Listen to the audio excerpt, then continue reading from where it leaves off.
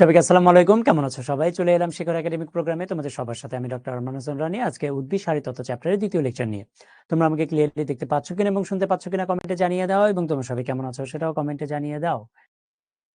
তাসনিয়া তাসনিয়া, সুমাইয়া, ওকে, রুকু, ওয়ালাইকুম আসসালাম। তোমরা সবাই কেমন আছো? পুষ্প, ওকে, হাসিব, হ্যাঁ আলহামদুলিল্লাহ আমি ভালো আছি। তোমরা কেমন আছো? মনির, ওকে। তো সবাই ভালো আছে আমি দেখতে পাচ্ছি। ওকে, নূরে জান্নাত, ওকে। সবাই ক্লিয়ারলি দেখতে পাচ্ছ কিনা, শুনতে পাচ্ছ কিনা? ওকে, মুস্তাক, হ্যাঁ ওয়ালাইকুম আসসালাম। ঠিক আছে, ওকে। তাহলে আমরা আজকে উদ্ভিদ সারিতত্ত্ব চ্যাপ্টারের দ্বিতীয় লেকচার নিয়ে আলোচনা করব। আমরা প্রথম লেকচার নিয়ে অলরেডি আলোচনা করেছি এবং আশা করি প্রথম লেকচারে তোমাদের কোনো সমস্যা হয়নি। বুঝতে কি সমস্যা হয়েছিল প্রথম লেকচারটা? আমরা এর আগে যে উদ্ভিদ সারিতত্ত্বের প্রথম লেকচারটা আলোচনা করেছি, প্রথম লেকচারে কারো কোনো বুঝতে সমস্যা হয়েছিল কিনা? কারো কোনো সমস্যা হয়েছিল কিনা প্রথম লেকচার উদ্ভিদ সারিতত্ত্বের? ওই যে শ্বসনে যে লেকচারটা আমি নিয়েছিলাম, হয়নি, রাইট, ওকে, ঠিক আছে। কারোরই সমস্যা হয়নি, ঠিক আছে, ওকে, ভেরি গুড। তাহলে আজকে আমরা কি কি টপিকস নিয়ে আলোচনা করব? আজকে আমরা অনেকগুলো টপিকস নিয়ে আলোচনা করব। হ্যাঁ, আজকে আমরা খনিজ লবণ, পানি খনিজ লবণ পরিশোষণের মতবাদ, তারপরে হলো পরিশোষণ প্রক্রিয়া, প্রভাবক, সালোক সংশ্লেষণ, আলোক নির্ভর পর্যায়, অন্ধকার পর্যায়, মানে সবকিছুই আজকে আলোচনা করব। বাকি যে টপিকগুলো ছিল সেগুলো নিয়ে আমরা আজকে আলোচনা করব, ঠিক আছে? তাহলে উদ্ভিদ শারীরতত্ত্বের বাকি যে টপিকসগুলো ছিল সেই টপিকসগুলো নিয়ে আমরা আজকে আলোচনা করব, ওকে, ঠিক আছে। তাহলে প্রথমে আসো উদ্ভিদের শারীরতাত্ত্বিক প্রক্রিয়া। তাহলে প্রথমে প্রশ্ন আসে যে শারীরতত্ত্ব বা শারীরতত্ত্ব জিনিসটা কি? শারীরতত্ত্ব, এটাকে ইংলিশে বলা হয় ফিজিওলজি। ফিজিওলজি। তাহলে শারীরতত্ত্ব জিনিসটা কি?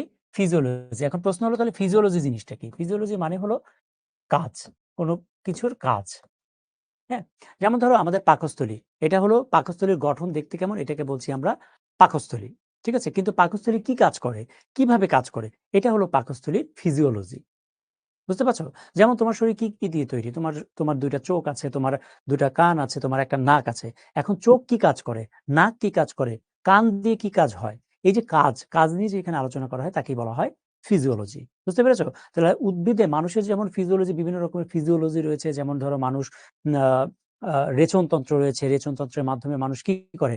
প্রস্রাব করে। তারপরে হলো তোমার পরিপাকতন্ত্র রয়েছে মানুষের। মানুষ পরিপাকতন্ত্রের সাহায্যে কি করে? খাবার-দাবার হজম করে, রাইট? তাহলে এগুলো হলো মানুষের ফিজিওলজি। তাহলে উদ্ভিদের ফিজিওলজি এরকম উদ্ভিদের কিছু কার্যক্রম রয়েছে, কিছু কাজ করে থাকে, ওকে? ব্রিটিশ বিজ্ঞানী স্টিফেন হ্যালিস উদ্ভিদ শারীরতত্ত্বের জনক বলা হয় তাকে, উদ্ভিদ শারীরতত্ত্বের জনক। এখন প্রশ্ন হলো তাহলে উদ্ভিদে যে আমরা কথা বলছি যে উদ্ভিদের ফিজিওলজি সম্পর্কিত কথা, কি, কি উদ্ভিদের কাজ রয়েছে? তাহলে উদ্ভিদের ফিজিওলজির মধ্যে একটা হলো সালোক সংশ্লেষণ। উদ্ভিদ খাবার তৈরি করতে পারে। তাহলে এই যে উদ্ভিদ খাবার তৈরি করতে পারে এটাকে বলছি আমরা উদ্ভিদের সালোক সংশ্লেষণ। ঠিক আছে? তারপর হলো খনিজ লবণ পরিশোষণ করে এবং পরিবহন করে। এটাও উদ্ভিদের একটা কাজ। এজন্য এটা উদ্ভিদের ফিজিওলজি। উদ্ভিদ শ্বসন সম্পন্ন করে থাকে। গত ক্লাসে আমরা বলেছিলাম শ্বসন কাকে বলে। ঠিক আছে? এটাও হলো একটা ফিজিওলজি। রস উত্তোলন, উদ্ভিদ মূল থেকে বিভিন্ন খনিজ লবণ রস উত্তোলন করে। এটাও এক ধরনের ফিজিওলজি উদ্ভিদের। উদ্ভিদের মাধ্যমে প্রস্বেদন আকারে বাষ্পাকারে পানি বের হয়ে যায়। এটাও হলো উদ্ভিদের ফিজিওলজি। ঠিক আছে? এখন হলো উদ্ভিদের খনিজ লবণ পরিশোষণ বা লবণ পরিশোষণের প্রয়োজনীয়তা বা কিভাবে শোষিত হয়। শারীরতাত্ত্বিক প্রক্রিয়া সম্পন্ন করার জন্য বিভিন্ন প্রকার খনিজ লবণের প্রয়োজন হয়, এটা তোমরা জানো। এবং উদ্ভিদ মূলত লবণ যে পরিশোষণ করে এটা মূল দিয়ে পরিশোষণ করে। এখন মনে করো এটা হলো উদ্ভিদের একটা মূল। এখন মূলের কোন অংশ থেকে আসলে লবণটা পরিশোষণ করে? এই অংশটা থেকে মূলত লবণ পরিশোষণ হয়। এই অংশটার নাম হলো মূলের অগ্রভাগের অগ্রভাগ, হ্যাঁ, অগ্রভাগের কোষ বিভাজন অঞ্চল। ঠিক আছে? কোষ বিভাজন অঞ্চল।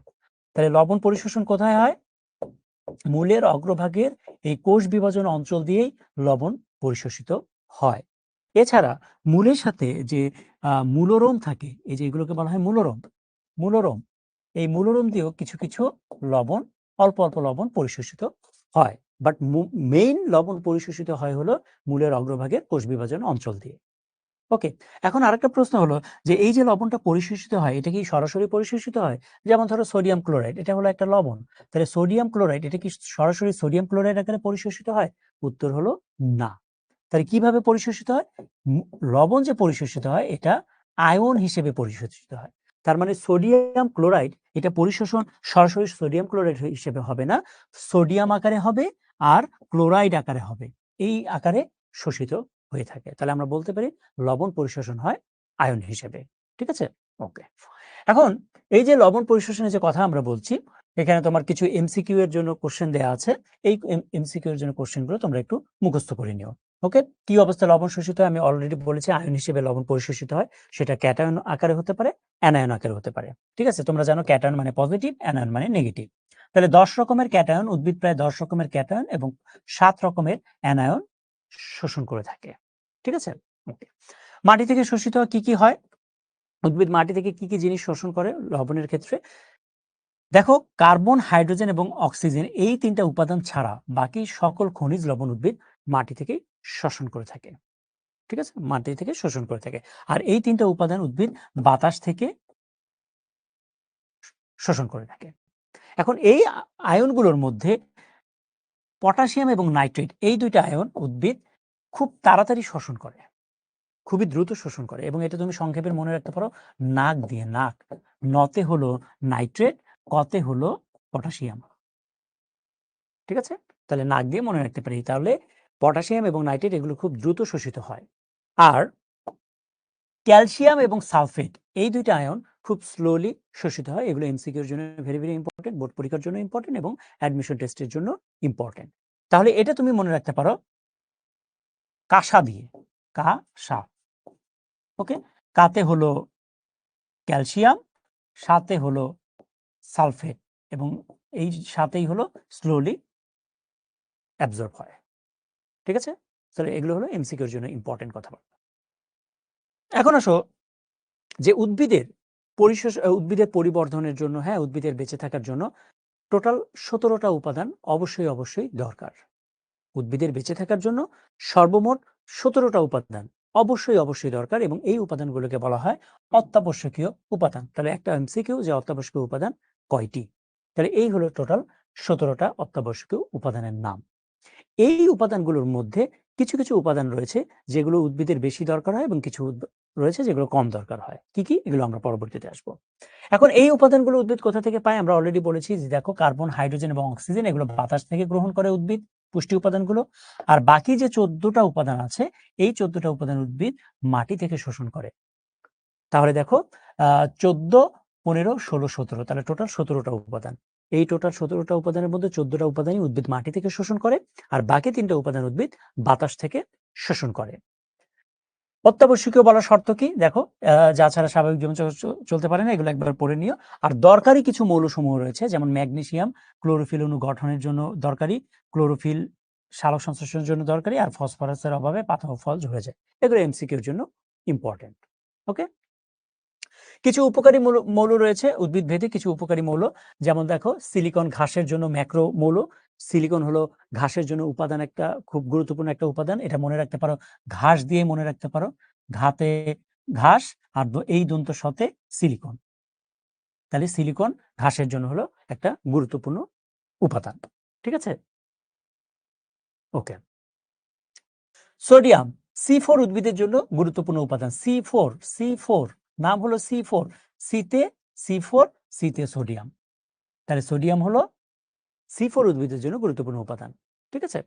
তারপর আয়োডিন, তোমরা জানো যে সমুদ্রে আয়োডিন বেশি পাওয়া যায়, সমুদ্রে আয়োডিন বেশি থাকে। আমরা এই জন্য বলি সামুদ্রিক মাছ মানে আয়োডিন যুক্ত মাছ। তাহলে আয়োডিন দিয়ে মনে রাখতে পারো সামুদ্রিক শৈবালের জন্য এটা প্রযোজ্য এবং দরকারি মৌল। কোবাল্ট নাইট্রোজেন ফিক্সিং লিগুমের জন্য, ঠিক আছে, তোমরা এটা মনে রাখতে পারো। তাহলে এগুলো হলো উদ্ভিদের জন্য কিছু উপকারী মৌল। ওকে? আচ্ছা, তাহলে আমি যে বলেছি যে ১৭ টা উপাদান, এই ১৭ টা অত্যাবশ্যকীয় উপাদানের মধ্যে কিছু, কিছু উপাদান উদ্ভিদের বেশি দরকার, কিছু হলো উদ্ভিদের কম দরকার। যেগুলো উদ্ভিদের বেশি দরকার, যেই উপাদানগুলো উদ্ভিদের বেশি দরকার সেগুলোকে বলছি আমরা ম্যাক্রোমৌল অথবা অতিমাত্রিক পুষ্টি উপাদান। আর যেগুলো উপাদান উদ্ভিদের কম দরকার সেগুলোকে আমরা বলছি মাইক্রোমৌল বা স্বল্পমাত্রিক পুষ্টি উপাদান বা ট্রেস এলিমেন্টস। ঠিক আছে? আচ্ছা, তাহলে ম্যাক্রোমৌল কি, কি রয়েছে? ৯ টা উপাদান রয়েছে যেগুলো উদ্ভিদের বেশি, বেশি দরকার। কি, কি উপাদান? এই যে জাস্ট উপাদানগুলোর নাম। হাসে কোন খারাপ কাজে মজা পাওয়া সাংঘাতিক। এভাবে করে তুমি মনে রাখতে পারো এই ছন্দ দিয়ে। ওকে? এই জিনিসগুলো নাম মনে রাখলেও চলবে। এই যে এই সংখ্যাবাচক জিনিসগুলো তুমি জাস্ট উপরের অংশটুকুই মনে রাখবে। তাহলে এগুলো হলো উদ্ভিদের ম্যাক্রোমৌলের উপাদান। পরীক্ষার কোশ্চেন হলো যে নিচের কোনটি ম্যাক্রোমৌলের উদাহরণ বা নিচের কোনটি মাইক্রোমৌলের উদাহরণ। ঠিক আছে? আর মাইক্রোমৌল হলো ৮ টা। এই ৮ টা উপাদান উদ্ভিদের কম দরকার কি কি?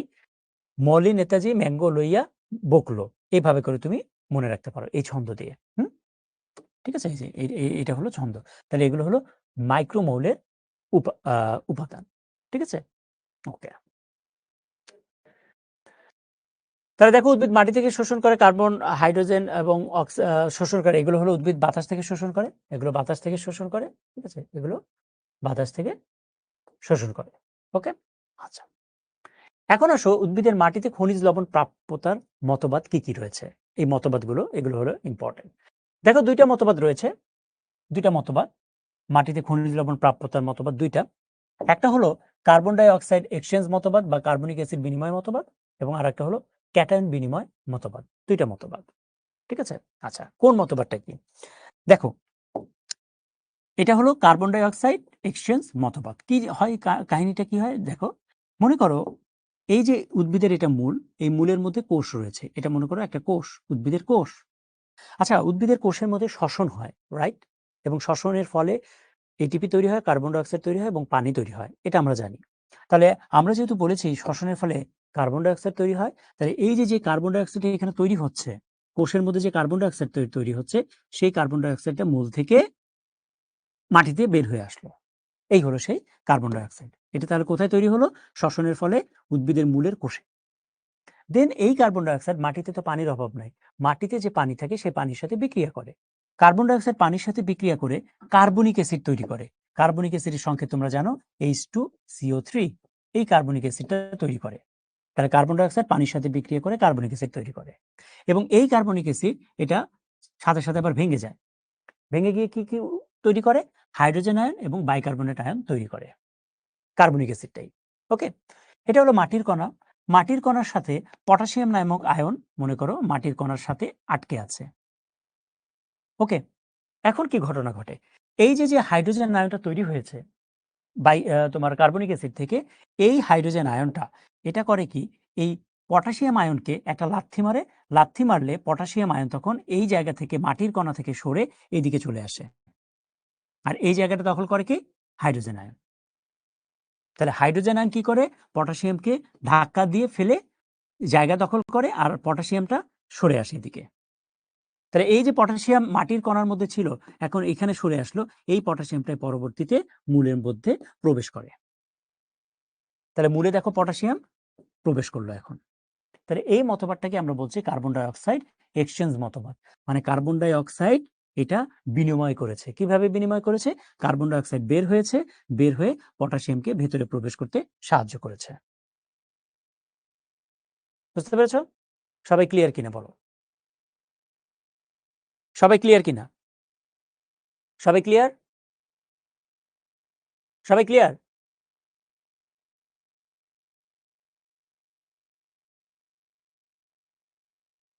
তাহলে আবার যদি বলি, মূলের কোষের ভেতরে শ্বসন প্রক্রিয়া সম্পন্ন হয়, এরপরে কার্বন ডাই অক্সাইড তৈরি হয়। এই কার্বন ডাই অক্সাইডটা মাটিতে বের হয়ে আসে। দেন মাটিতে যে পানি থাকে সেই পানির সাথে কার্বন ডাই অক্সাইড বিক্রিয়া করে। বিক্রিয়া করে কার্বনিক অ্যাসিড তৈরি করে। এই কার্বনিক অ্যাসিডটা ভেঙে যায়, ভেঙে গিয়ে হাইড্রোজেন আয়ন এবং বাইকার্বনেট আয়ন তৈরি করে। এটা একটা স্টেপ। মাটির কণার সাথে পটাশিয়াম লেগে থাকে। তাহলে এই যে হাইড্রোজেনটা তৈরি হলো, এই হাইড্রোজেনটা পটাশিয়ামকে ধাক্কা দেয়। ধাক্কা দিলে পটাশিয়াম মাটির কণা থেকে পটাশিয়ামটা বের হয়ে আসে। বের হয়ে মূলের দিকে চলে আসে। আর এই মাটির কণাতে জায়গা দখল করে কে? হাইড্রোজেনটা জায়গা দখল করে। তাহলে এই যে পটাশিয়াম মূলের কাছাকাছি চলে আসলো, এই পটাশিয়ামটাই মূলের ভিতরে প্রবেশ করে। সবাই ঠিক আছে? ওকে? ওকে। এরপর আসো ক্যাটায়ন বিনিময় মতবাদ। আচ্ছা, ক্যাটায়ন বিনিময় মতবাদে কি হয় দেখো। এটা হলো মূল, মূলের সাথে হাইড্রোজেন আয়ন আছে। আর এটা হলো মাটির কণা, মাটির কণার সাথে পটাশিয়াম আয়ন আছে। ঠিক আছে? তাহলে মূলের সাথে হাইড্রোজেন আয়ন, মূলের কাছাকাছি হাইড্রোজেন আয়ন থাকে, মাটির কণার সাথে পটাশিয়াম আয়ন থাকে, এবং এরা পরস্পরের সাথে কাঁপতে থাকে, কাপাকাপি করে। ওকে, তাহলে কাঁপতে কাঁপতে, এই কাপাকাপি করতে করতে হাইড্রোজেন করে কি, মাটির কণার কাছে চলে আসে, আর পটাশিয়াম করে কি, কাঁপতে কাঁপতে মূলের কাছে চলে যায়, কাপাকাপি করতে করতে। বুঝতে পেরেছো? তাহলে এই দেখো পরবর্তী ছবি। দেখো হাইড্রোজেনটা কাপাকাপি করতে করতে মাটির কণার কাছে চলে এসছে, আর পটাশিয়ামটা কাপাকাপি করতে করতে মূলের কাছে চলে গিয়েছে। তাহলে দেখো ক্যাটায়ন বিনিময় মতবাদ। ক্যাটায়ন মানে কি? Positive charge. তাহলে এই পজিটিভ চার্জটা এখানে আসলো আর এই পজিটিভ চার্জটা এখানে গেল, বিনিময় হলো। এটাকে বলছি আমরা ক্যাটায়ন বিনিময় মতবাদ। তাহলে ক্যাটায়ন বিনিময় মতবাদটা কি সবাই বুঝতে পেরেছো? সবাই ক্লিয়ার? সবাই ক্লিয়ার কিনা? সবাই ক্লিয়ার কিনা? ওকে, ভেরি গুড। এখন আসলে লবণ পরিশোষণ প্রক্রিয়া, এগুলো পরীক্ষার জন্য ইম্পর্টেন্ট। হ্যাঁ, উদ্ভিদের খনিজ লবণ পরিশোষণ প্রক্রিয়া very very important for your exam. Okay, আচ্ছা। লবণ পরিশোষণ প্রক্রিয়া এটা দুই ভাগে বিভক্ত, একটা হলো সক্রিয় পরিশোষণ এবং আরেকটা হলো নিষ্ক্রিয় পরিশোষণ। সক্রিয় পরিশোষণ জিনিসটা কি? সক্রিয় ক্রিয়ার সহিত তাকে বলা হয় সক্রিয়। আচ্ছা, সক্রিয় পরিশোষণ মানে হলো যেই লবণ পরিশোষণের জন্য উদ্ভিদের মধ্যে যদি শক্তির দরকার হয় তখন তাকে বলছি আমরা সক্রিয় পরিশোষণ।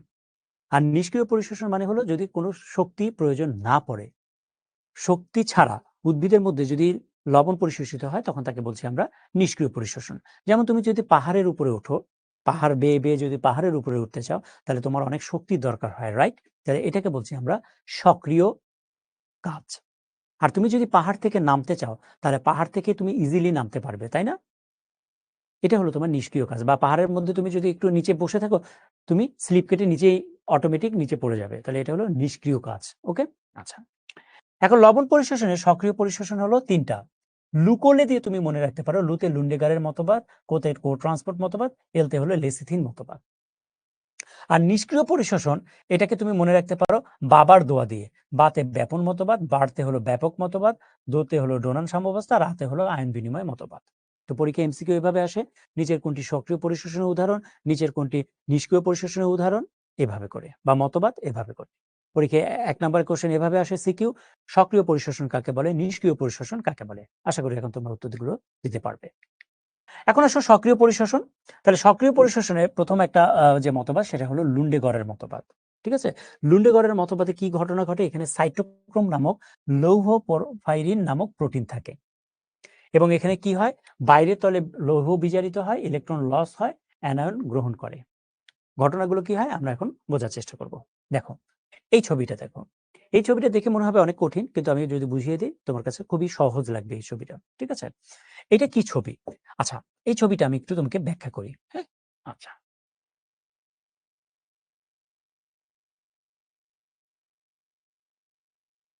ওকে।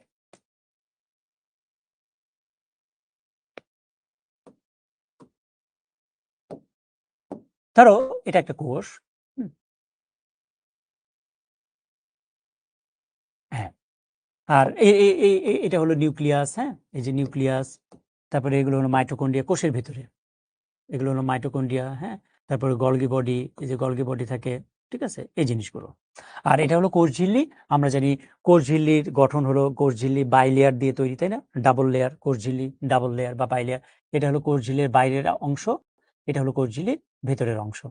ঠিক আছে? তাহলে কোষ ঝিল্লির বাইরের অংশ এটা, কোষ ঝিল্লির ভেতরের অংশ এটা। ওকে?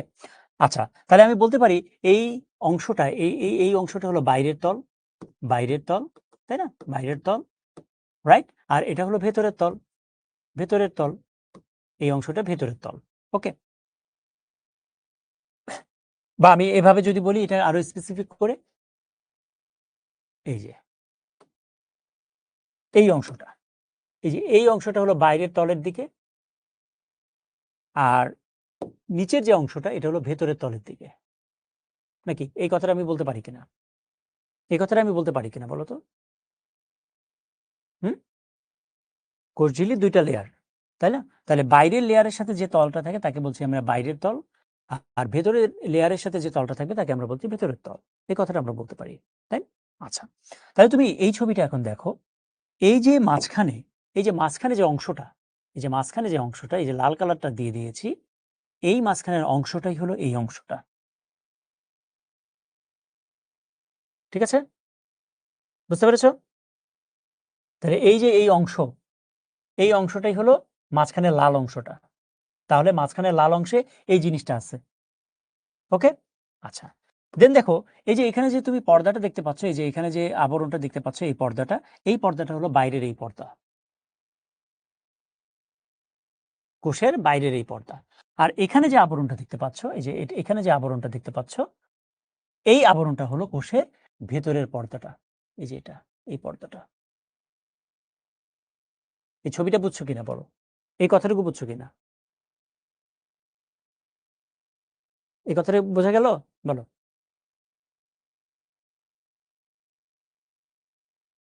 এই কথাটুকু বুঝছো কিনা? ওকে, ভেরি গুড।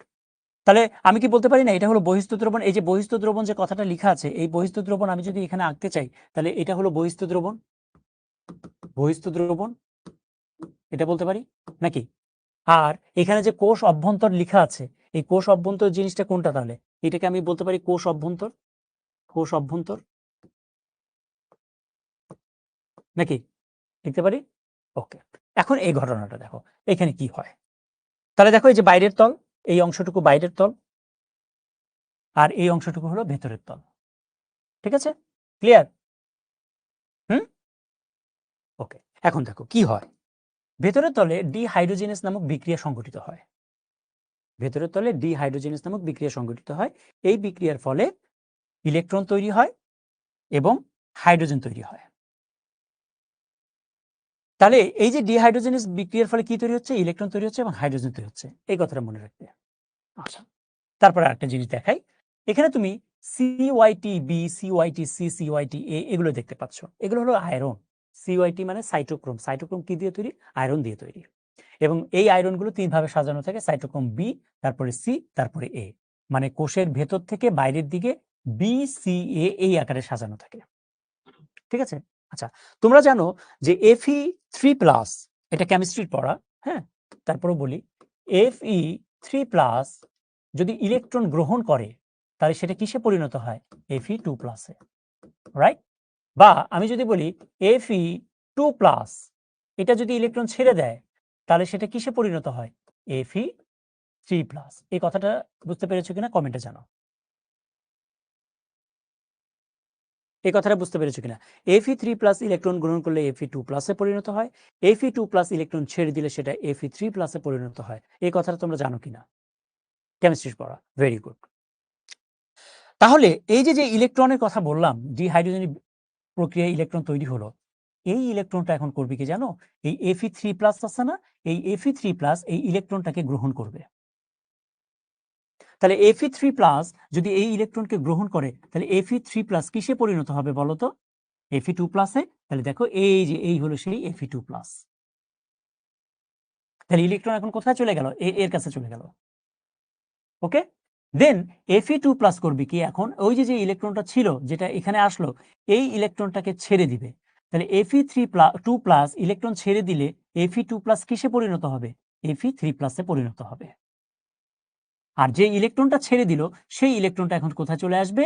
সেই ইলেকট্রন এখন চলে আসবে এর কাছে। ঠিক আছে? এখন এখানে ইলেকট্রন চলে আসলো। ইলেকট্রন এসে কি করবে? এই যে এখানে যে Fe3+ আছে, এই Fe3+ ওই ইলেকট্রনটাকে গ্রহণ করবে। তাহলে Fe3+ ইলেকট্রন গ্রহণ করে কিসে পরিণত হয়? Fe2+ এ পরিণত হয়।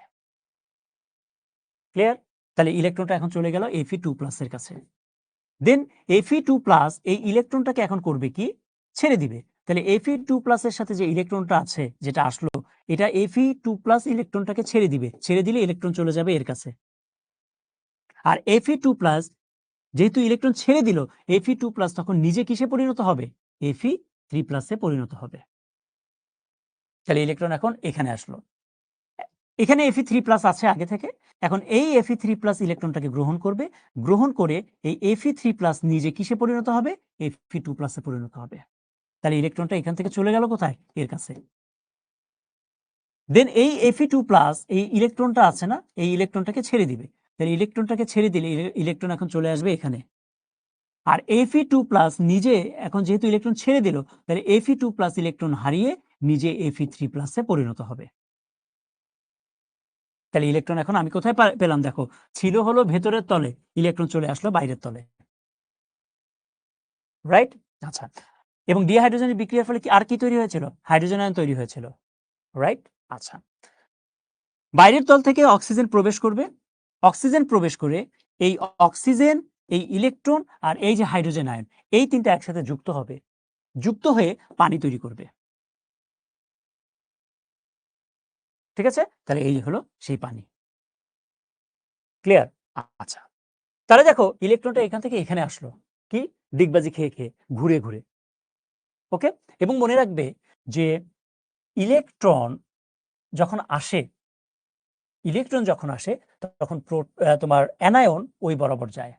তাহলে ইলেকট্রন ভেতরের তল থেকে বাইরের তলের দিকে আসে, আর অ্যানায়ন বাইরের তল থেকে, যে এতে অ্যানায়ন, ভেতরের দিকে যায়। কিভাবে যায়? ওই যে ইলেকট্রন যেভাবে আসছে সেভাবে, ইলেকট্রন যেভাবে আসে সেভাবে ঘুরে ঘুরে। তাহলে দেখো এই যে Fe2a মাইনাস, এখানে দেখো Fe2 প্লাস, এই জন্য 2a মাইনাস, Fe3 প্লাস, দেখো 3a মাইনাস, মানে a মাইনাস মানে হলো অ্যানায়ন, তাহলে 3টা অ্যানায়ন, এখানে 2টা আয়রন, তাহলে 2টা অ্যানায়ন। এভাবে করে অ্যানায়নটা কোষের ভেতরে প্রবেশ করবে। সবাইকে ক্লিয়ার কিনা বলো? সবাই ক্লিয়ার? তাহলে ক্লিয়ার জিনিসটা? এটাই হলো লুডলিগরের মতবাদ। হ্যাঁ, তার মানে স্থায়ী আয়ন গঠন করার মধ্য দিয়ে ইলেকট্রন পরিবহন করে। ইয়াস, সবাই ক্লিয়ার কিনা? ওকে, ভেরি গুড।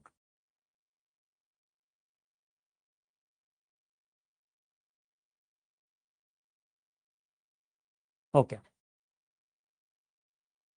এরপর আসো প্রোটন অ্যানায়ন কো ট্রান্সপোর্ট। প্রোটন অ্যানায়ন কো ট্রান্সপোর্ট, হ্যাঁ, এই জিনিসটা কি? প্রোটন অ্যানায়ন কো ট্রান্সপোর্ট, হ্যাঁ, প্রোটন অ্যানায়ন কো ট্রান্সপোর্ট।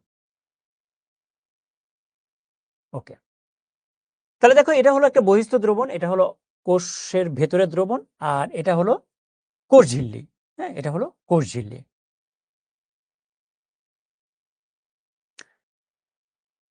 এখন কি হয় দেখো, কোষের ভেতরে দ্রবণ, মানে কোষের ভেতরের দ্রবণ, আর এটা কিন্তু বাইরের দ্রবণ। হ্যাঁ, আচ্ছা, কোষের ভেতর থেকে হাইড্রোজেন আয়ন বাইরে প্রবেশ করে। কোষের ভেতর থেকে হাইড্রোজেন আয়ন বাইরে প্রবেশ করে। তাহলে যেহেতু এখানে একটা হাইড্রোজেনের ঘাটতি দেখা দিল, রাইট? তাহলে এই ঘাটতিটা পূরণ করার জন্য বাইরে থেকে পটাশিয়াম একটা আয়ন ভেতরে প্রবেশ করবে, কারণ আমরা জানি সমতা রক্ষা করতে হয়, তাই না? আচ্ছা, যেহেতু পজিটিভ একটা আয়ন বাইরে বের হয়ে গেছে, তাহলে এটাকে সমতা রক্ষার জন্য একটা আয়ন ভেতরে প্রবেশ করবে। এখন এই যে হাইড্রোজেনটা বাইরে বের হয়ে আসলো, অটোমেটিক তো বের হয় না। কিভাবে বের হয়? এই যে এখানে এটিপি আছে, এটিপি ভেঙে যে শক্তিটা, সেই শক্তিটা এখানে যে ক্যারিয়ার প্রোটিন থাকে, এই ক্যারিয়ার প্রোটিনকে অ্যাক্টিভ করে, অ্যাক্টিভ করলে এই ক্যারিয়ার প্রোটিন দিয়ে হাইড্রোজেন আয়ন বাইরে বের হয়ে আসে। ঠিক আছে, ওকে। এখন যেহেতু পটাশিয়াম ভেতরে ঢুকলো, তাহলে বাইরে হাইড্রোজেন আয়ন আছে বা প্রোটন আছে। এখন প্রোটন তো আসলে বাইরে থাকার কথা না, প্রোটন আলটিমেটলি কোথায় থাকার কথা ছিল? ভেতরে থাকার কথা ছিল। সো প্রোটন আবার ভেতরেই প্রবেশ করবে। এখন প্রোটন যখন প্রবেশ করবে, এই প্রোটনের সাথে মিল রেখে বাইরে থেকে একটা অ্যানায়ন প্রোটন অ্যানায়ন কো ট্রান্সপোর্ট নামক প্রোটিনের সাহায্যে ভেতরে প্রবেশ করবে। তাহলে দেখো এই যে অ্যানায়ন, এই অ্যানায়নটা, এটা একটা ট্রান্সপোর্টার, একটা প্রোটিন, প্রোটন অ্যানায়ন কো ট্রান্সপোর্ট বলে। তাহলে এই যে প্রোটনটা ঢুকলো, এই প্রোটনের সাথে মিল রেখে একটা অ্যানায়ন কোষের ভেতরে প্রবেশ করবে। তার মানে এই যে হাইড্রোজেন আয়নটা বাইরে আসলো, প্রোটনটা বাইরে আসলো কেন? এই অ্যানায়নকে নিয়ে যাওয়ার জন্য। এটাকে আমরা বলছি প্রোটন অ্যানায়ন কো ট্রান্সপোর্ট। ঠিক আছে, প্রোটন মানে হাইড্রোজেন, আর অ্যানায়ন মানে তো এ মাইনাস। সবাই ক্লিয়ার? ক্লিয়ার সবাই? ক্লিয়ার কিনা?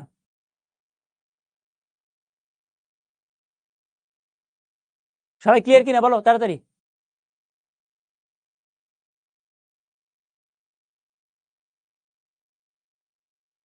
ওকে,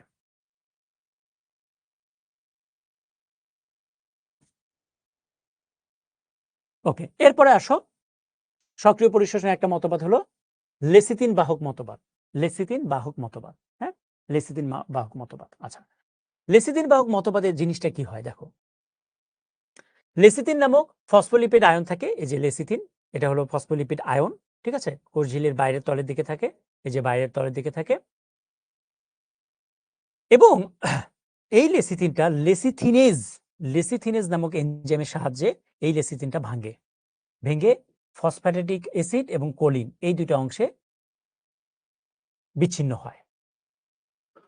ঠিক আছে, তাহলে দেখো কি বললাম, লেসিথিন নামক যৌগটা, এই লেসিথিন নামক যৌগটা লেসিথিনেজ এনজাইমের প্রভাবে ভেঙে ফসফ্যাটিডিক অ্যাসিড এবং কোলিন এই দুইটা উপাদানে পরিণত হয়। ঠিক আছে? আচ্ছা, এবং এই যে লেসিথিনের কথা বললাম, এই লেসিথিনের সাথে অ্যানায়ন এবং ক্যাটায়ন এই দুইটা যুক্ত হয়। বুঝতে পারছো? এই দুইটা উপাদান যুক্ত থাকে। তাহলে লেসিথিনের সাথে অ্যানায়ন এবং ক্যাটায়ন যুক্ত হয়ে এই লেসিথিন এই দুইটা উপাদানে মানে ভেঙে যায়, ভেঙে গিয়ে এই ক্যাটায়ন এবং অ্যানায়নকে ভেতরের দিকে প্রবেশ করতে সাহায্য করে। তাহলে নর্মালি লেসিথিনের সাথে ক্যাটায়ন এবং অ্যানায়ন যুক্ত থাকে, পরবর্তীতে লেসিথিনেজ নামক এনজাইমের প্রভাবে এই লেসিথিনটা ভেঙে দুইটা উপাদানে পরিণত করে, আর এই যে ক্যাটায়ন এবং অ্যানায়ন এর সাথে যুক্ত ছিল সেটাকে মুক্ত করে দেয়, সেটাকে ভেতরের দিকে মুক্ত করে দেয়। ঠিক আছে? সো এটা হলো লেসিথিন বাহক মতবাদ। লেসিথিন এখানে বাহক হিসেবে কাজ করছে, বহন করছে। ঠিক আছে? ক্লিয়ার?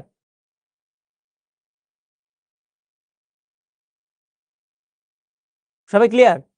ওকে।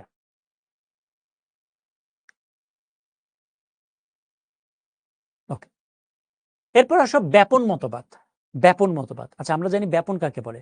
ব্যাপন মানে হলো বেশি থেকে কম ঘনত্বের দিকে কোনো কিছু যাওয়াকে বলা হয় ব্যাপন, বেশি থেকে কমের দিকে যাওয়া। ঠিক আছে? তাহলে এটা হলো একটা তোমার কোষ ঝিল্লি, এটা হলো বাইরের দ্রবণ, আর এটা হলো ভেতরের দ্রবণ। তোমরা দেখতেই পাচ্ছ বাইরের দ্রবণে পটাশিয়ামের পরিমাণ বেশি, ভেতরের দ্রবণে পটাশিয়ামের পরিমাণ কম। তাহলে ব্যাপন মতবাদ অনুসারে পটাশিয়াম কোথা থেকে কোথায় যাওয়ার কথা? বেশি থেকে কমের দিকে যাওয়ার কথা, বেশি থেকে কমের দিকে যাওয়ার কথা, তাই না? তো এটাকে আমরা বলছি ব্যাপন মতবাদ। ঠিক আছে? ওকে, তারপর হলো আয়ন বিনিময় মতবাদ।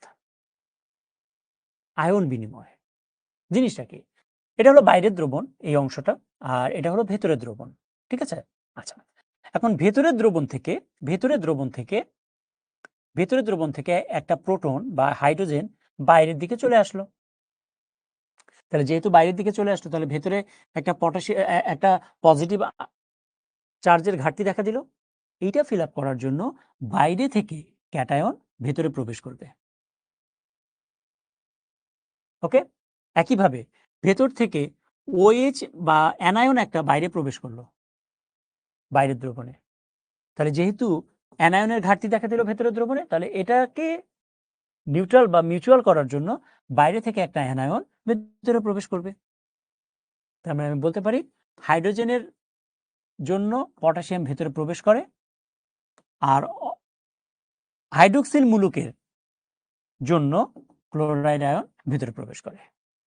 এটাকে বলছি আমরা আয়ন বিনিময় মতবাদ। আয়ন বিনিময়, এই যে এটার বিনিময়ে এটা প্রবেশ করলো, এর বিনিময়ে এ প্রবেশ করলো। ঠিক আছে?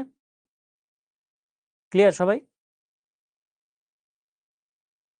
সবাই ক্লিয়ার কিনা?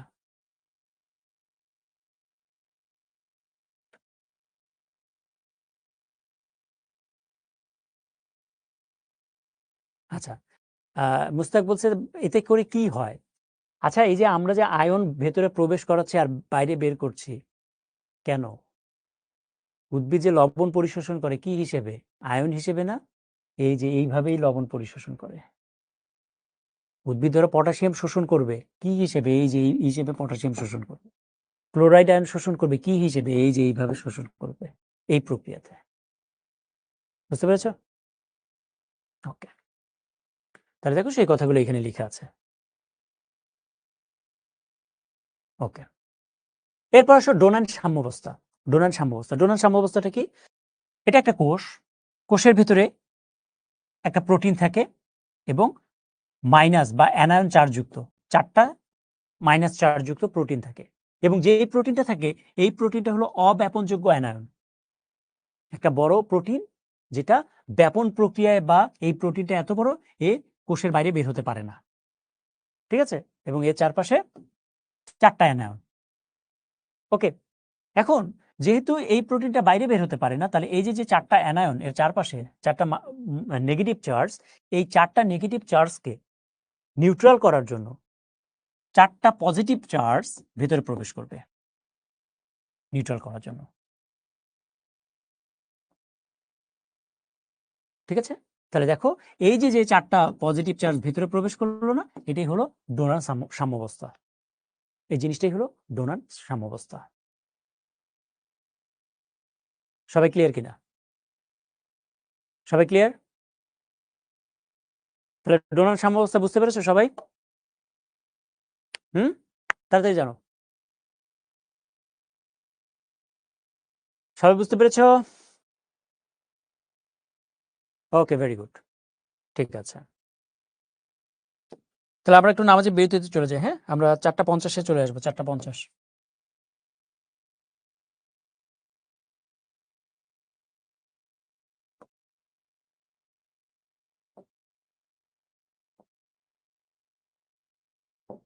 ওকে,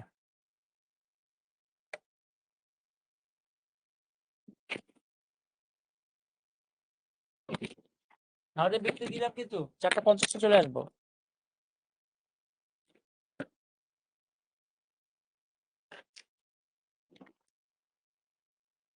ওকে।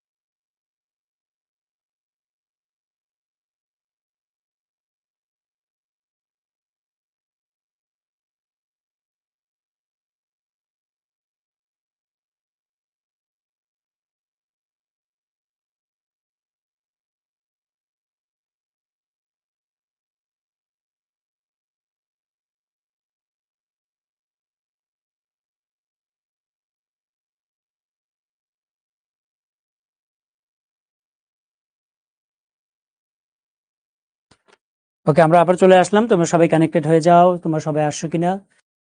ওকে, ঠিক আছে, সবাই চলে আসছো। ওকে, ঠিক আছে। তাহলে আমরা ডোনান সাম্যাবস্থার মধ্যে ছিলাম। এখন আমরা পরের অংশে চলে যাই। এরপরে হলো ব্যাপক প্রবাহ। পরের অংশটা হলো ব্যাপক প্রবাহ। ব্যাপক প্রবাহ জিনিসটা কি? ব্যাপক মানে কি? ব্যাপক মানে হলো অনেক। ব্যাপক মানে হলো অনেক। তো ঘটনাটা কি হয়? ঘটনা যেটা হয় সেটা হলো যে আমরা জানি উদ্ভিদ মূল থেকে পানি শোষণ করে, তাই না? তাহলে উদ্ভিদ যখন মূল থেকে প্রচুর পরিমাণে পানি শোষণ করে, প্রচুর পরিমাণে পানি শোষণ করে, তখন প্রচুর পরিমাণে পানি যাওয়ার পথে পানির সাথে, সাথে খনিজ লবণও কিছু শোষিত হয়ে যায়। খনিজ লবণও কিছু শোষিত হয়ে যায়। এটাকে আমরা বলছি ব্যাপক প্রবাহ।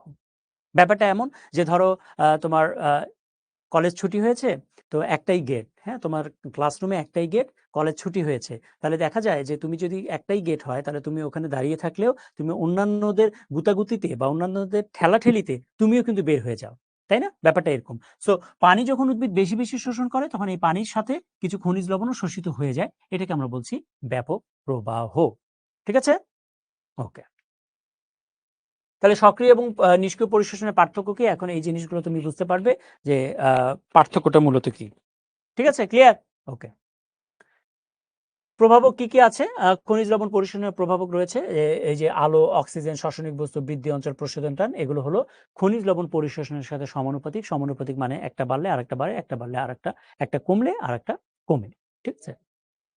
তাহলে দেখো এই যে ওই কথাগুলো এখানে লিখা আছে খনিজ লবণ পরিশোষণের যে প্রভাবকগুলো, জাস্ট একবার রিডিং পড়লেই হবে, আর কিছু না।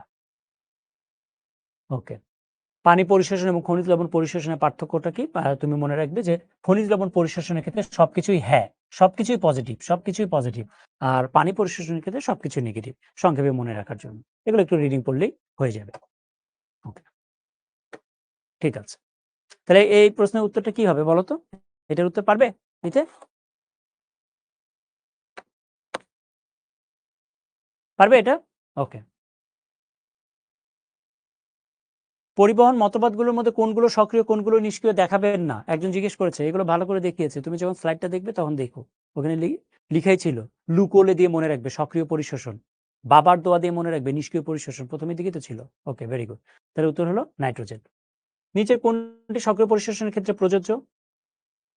পারবো আমরা? পারা যাবে? ওকে, ঠিক আছে। তাহলে উত্তর হলো এটা।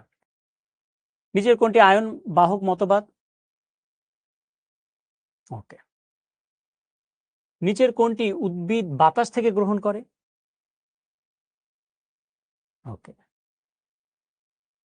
মূলধারে কোন খনিজ আয়ন সবচেয়ে দ্রুত শোষিত হয়? সবচেয়ে দ্রুত শোষিত হয় কোনটা? এগুলো কিন্তু খুবই সহজ প্রশ্ন, তাই না? খুবই সহজ প্রশ্ন।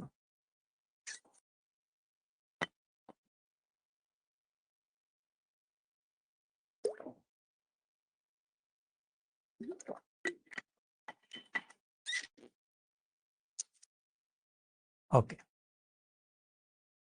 তাহলে সক্রিয় পরিশোষণ, পুষ্টি উপাদান, খনিজ পুষ্টি কি, তারপরে হলো প্রোটন পাম্প, ম্যাক্রোমৌল, লবণ পরিশোষণ, নিষ্ক্রিয় পরিশোষণ, এগুলো আমরা এখন পারবো। পারবো? ওকে। খনিজ সক্রিয় খনিজ লবণ পরিশোষণ বলতে কি বোঝায়? সক্রিয় পরিশোষণের বিপাকীয় শক্তি প্রয়োজন কেন? খনিজ লবণ পরিশোষণ সাধারণ সক্রিয় প্রক্রিয়া ঘটে কেন? ডোনান সাম্যাবস্থা কি? নিষ্ক্রিয় পরিশোষণ কি? সাইটোক্রোম পাম্প মতবাদ কি?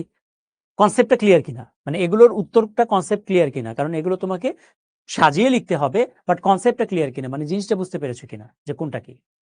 বুঝতে পেরেছো সবাই? এগুলো কিন্তু তোমাকে সাজিয়ে লিখতে হবে, হ্যাঁ? বাট জিনিসটা বোঝা গেল কিনা যে নিষ্ক্রিয় পরিশোষণ জিনিসটা কি, সক্রিয় পরিশোষণ জিনিসটা কি, সাইটোক্রোম পাম্প মতবাদ জিনিসটা কি, লুন্ডেগারের মতবাদ যেটা। ওকে, তাহলে প্র্যাকটিস সিকিউ আমরা দেখি।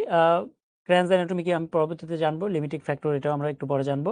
প্রক্রিয়া 2 এর আধুনিক ধারণার মতবাদটি ব্যাখ্যা করো। প্রক্রিয়া 2 এটা কি বোঝাচ্ছে? প্রক্রিয়া 2 আর প্রক্রিয়া 1 বলো।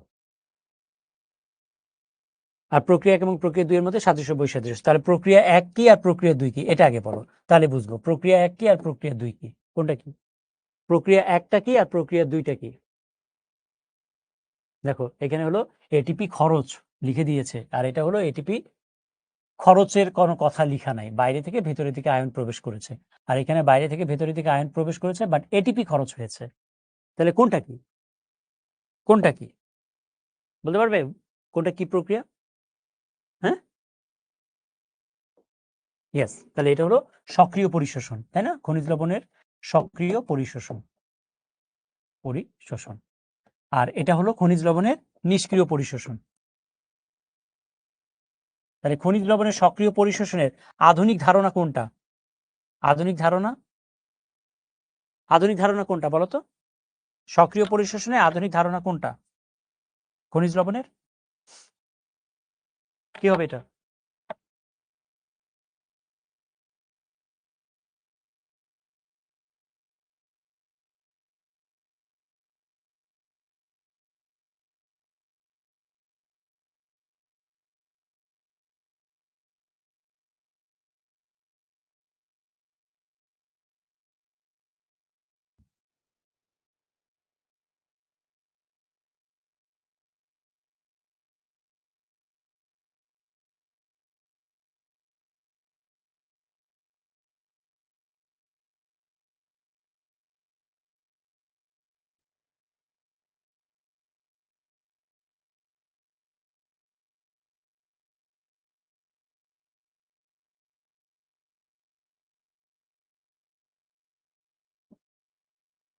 ওকে, তাহলে কি হবে? প্রক্রিয়া ১ মানে প্রক্রিয়া ২, সরি প্রক্রিয়া ২ সক্রিয় পরিশোষণে আধুনিক ধারণার মতবাদটা কি?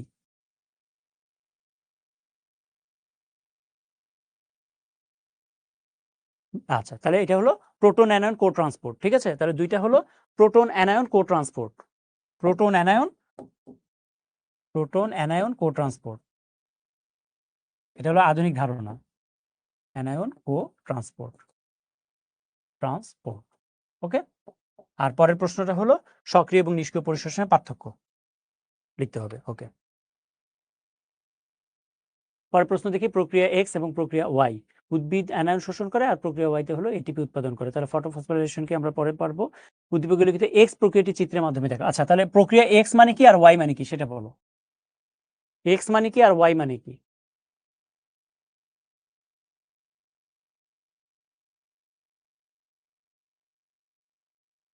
প্রক্রিয়া এক্স কি আর ওয়াই কি?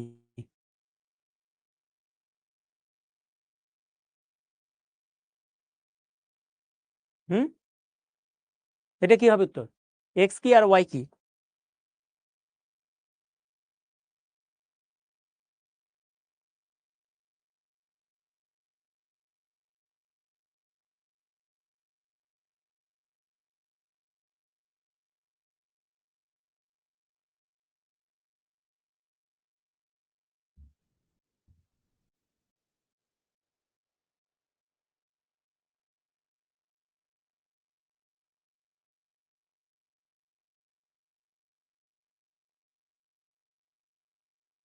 Very good. তাহলে প্রোটন অ্যানায়ন কো ট্রান্সপোর্ট, রাইট? ওকে, এক্স। আর ওয়াই তো হলো তোমার শ্বসন। ঠিক আছে। এরপর আসো সালোক সংশ্লেষণ। হুম, ওকে। তাহলে সালোক সংশ্লেষণ কি? সালোক মানে আলোর সাহায্যে, সালোক মানে হলো আলোর সাহায্যে, সালোক আলোর সাহায্যে, সংশ্লেষ মানে হলো তৈরি, সংশ্লেষ মানে হলো তৈরি। তাহলে আলোর সাহায্যে তৈরি হবে কি? তৈরি হবে খাদ্য তৈরি হবে। উদ্ভিদের খাদ্যের নাম কি? উদ্ভিদের খাদ্যের নাম হলো গ্লুকোজ, অথবা আমি বলতে পারি স্টার্চ। ইংলিশে বলা হয় স্টার্চ, এটার বাংলা নামই হলো শ্বেতসার। শ্বেতসার, এটা হলো উদ্ভিদের খাবার। তাহলে এই খাবারটা তৈরি করাই হলো সালোক সংশ্লেষণ প্রক্রিয়া। ঠিক আছে? সালোক সংশ্লেষণ এক ধরনের জারণ বিজারণ প্রক্রিয়া। তোমরা কেমিস্ট্রিতে এগুলো অলরেডি পড়েছো। এগুলোর সম্পর্কে এখন আর ডিটেইলস পড়ার কোনো সুযোগ নাই। এখন জারণ এই যে এই যে আমরা যে এখানে ফ্লোচার্টটা দেখছি, এটাই হলো সালোক সংশ্লেষণ প্রক্রিয়া। সালোক সংশ্লেষণ প্রক্রিয়া কার্বন ডাই অক্সাইড, পানি অংশগ্রহণ করে, সূর্যালোকের উপস্থিতিতে, ক্লোরোফিলের উপস্থিতিতে গ্লুকোজ তৈরি হয়। এটা হলো গ্লুকোজের সংকেত। ঠিক আছে? আর কি তৈরি হয়? পানি তৈরি হয় এবং অক্সিজেন তৈরি হয়। এই অক্সিজেনটা বাতাসে নির্গত হয়। এই অক্সিজেন প্রাণীকুল গ্রহণ করে থাকে। ঠিক আছে? আচ্ছা। এবং সালোক সংশ্লেষণ প্রক্রিয়ায় পাজি কবি, পাজি কবি, সালোক সংশ্লেষণ প্রক্রিয়ায় পাজি কবি জিনিসটা কি? পাতে হলো পানি, পাতে হলো পানি, জতে হলো জারণ। তাহলে পানির জারণ ঘটে। আর কতে হলো কার্বোহাইড্রেট বা শর্করা, carbohydrate, sorry carbon, carbon die oxide, কাতে হলো carbon die oxide, carbon die oxide, আর বিতে হলো বিজারণ। তাহলে কার্বন ডাই অক্সাইডের বিজারণ ঘটে। এটা আমরা এভাবে করে ছন্দ দিয়েও মনে রাখতে পারি। ওকে, আচ্ছা। নামকরণ করে হলো চার্লস বার্নেস, উনি সালোক সংশ্লেষণ এই নামকরণটা করে থাকে।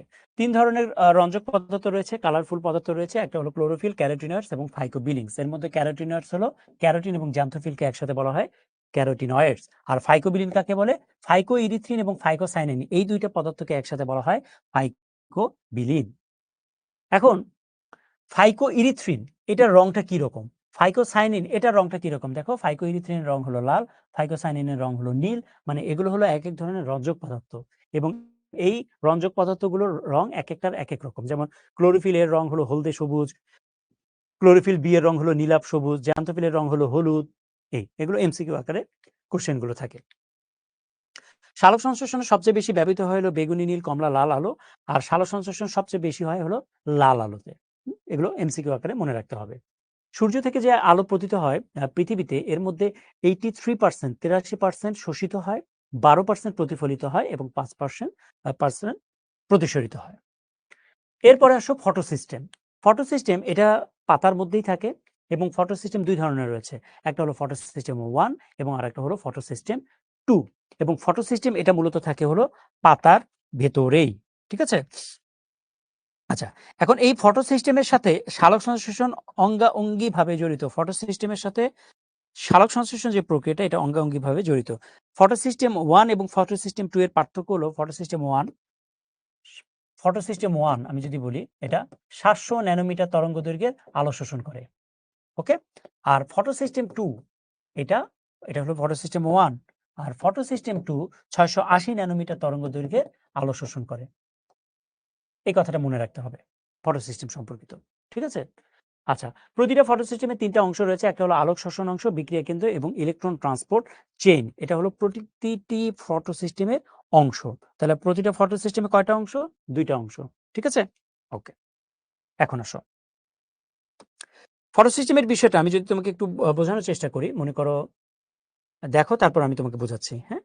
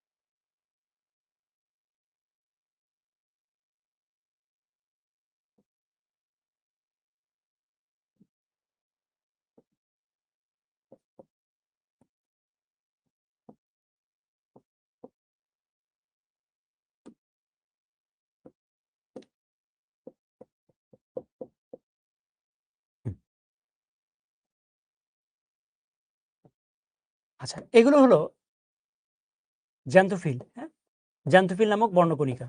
এগুলো এগুলো হলো ফাইকোএরিথ্রিন নামক বর্ণকণিকা, রঞ্জক পদার্থ। বর্ণকণিকা তো না, রঞ্জক পদার্থ বলি। ফাইকোএরিথ্রিন নামক রঞ্জক পদার্থ। এটা হলো ক্লোরোফিল বি, আর এগুলো হলো ক্লোরোফিল এ। ওকে, তাহলে আমি সংক্ষেপে যদি লিখি, জ্যান্থোফিল, জ্যান্থোফিল, ফাইকোএরিথ্রিন বা ক্যারোটিন। এটা হলো carotene, actually carotene, carotene, chlorophyll B, chlorophyll B, আর এটা হলো ক্লোরোফিল এ। এটা একইভাবে ফটোসিস্টেম 2 একই জিনিস থাকে। জ্যান্থোফিল থাকে, ক্যারোটিন থাকে, ক্লোরোফিল বি থাকে এবং ক্লোরোফিল এ থাকে। ঠিক আছে? ক্লিয়ার? আচ্ছা, এখন এই যে এই জিনিসটা আমরা দেখতে পাচ্ছি, এটাকে বলছি আমরা আলোক শোষণ অংশ। এই অংশটুকু হলো আলোক শোষণ অংশ, আলোক শোষণ অংশ, আলোক শোষণ অংশ, এই অংশটুকু। ঠিক আছে? এই অংশটাকে বলছি আমরা বিক্রিয়া কেন্দ্র। এটার নাম হলো বিক্রিয়া কেন্দ্র। বিক্রিয়া কেন্দ্র। ওকে? আর এই জিনিসটার নাম হলো ইলেকট্রন ট্রান্সপোর্ট চেইন। তাহলে প্রতিটা ফটো সিস্টেমের ৩টা অংশ। কি? আলোক শোষণ অংশ, বিক্রিয়া কেন্দ্র, ইলেকট্রন ট্রান্সপোর্ট চেইন। এবং সবচেয়ে মজার ব্যাপার দেখো, ফটো সিস্টেমের সাথে মানে বিক্রিয়া কেন্দ্রের সাথে কোন ধরনের বর্ণকণিকা জড়িত? ক্লোরোফিল এ, তাই না? বিক্রিয়া কেন্দ্রের কাছাকাছি ক্লোরোফিল এ থাকে। বুঝতে পেরেছো?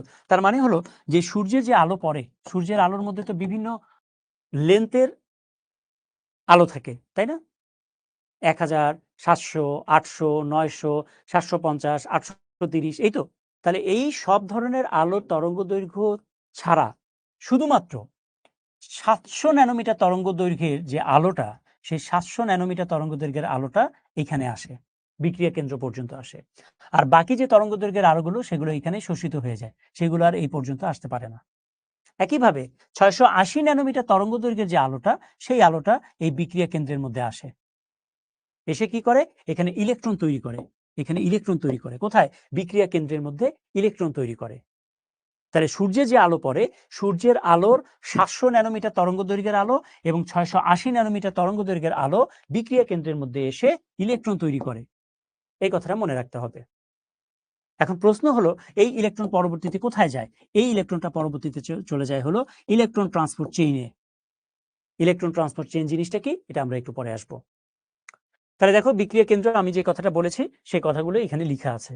বিক্রিয়া কেন্দ্র, ঠিক আছে? ওকে।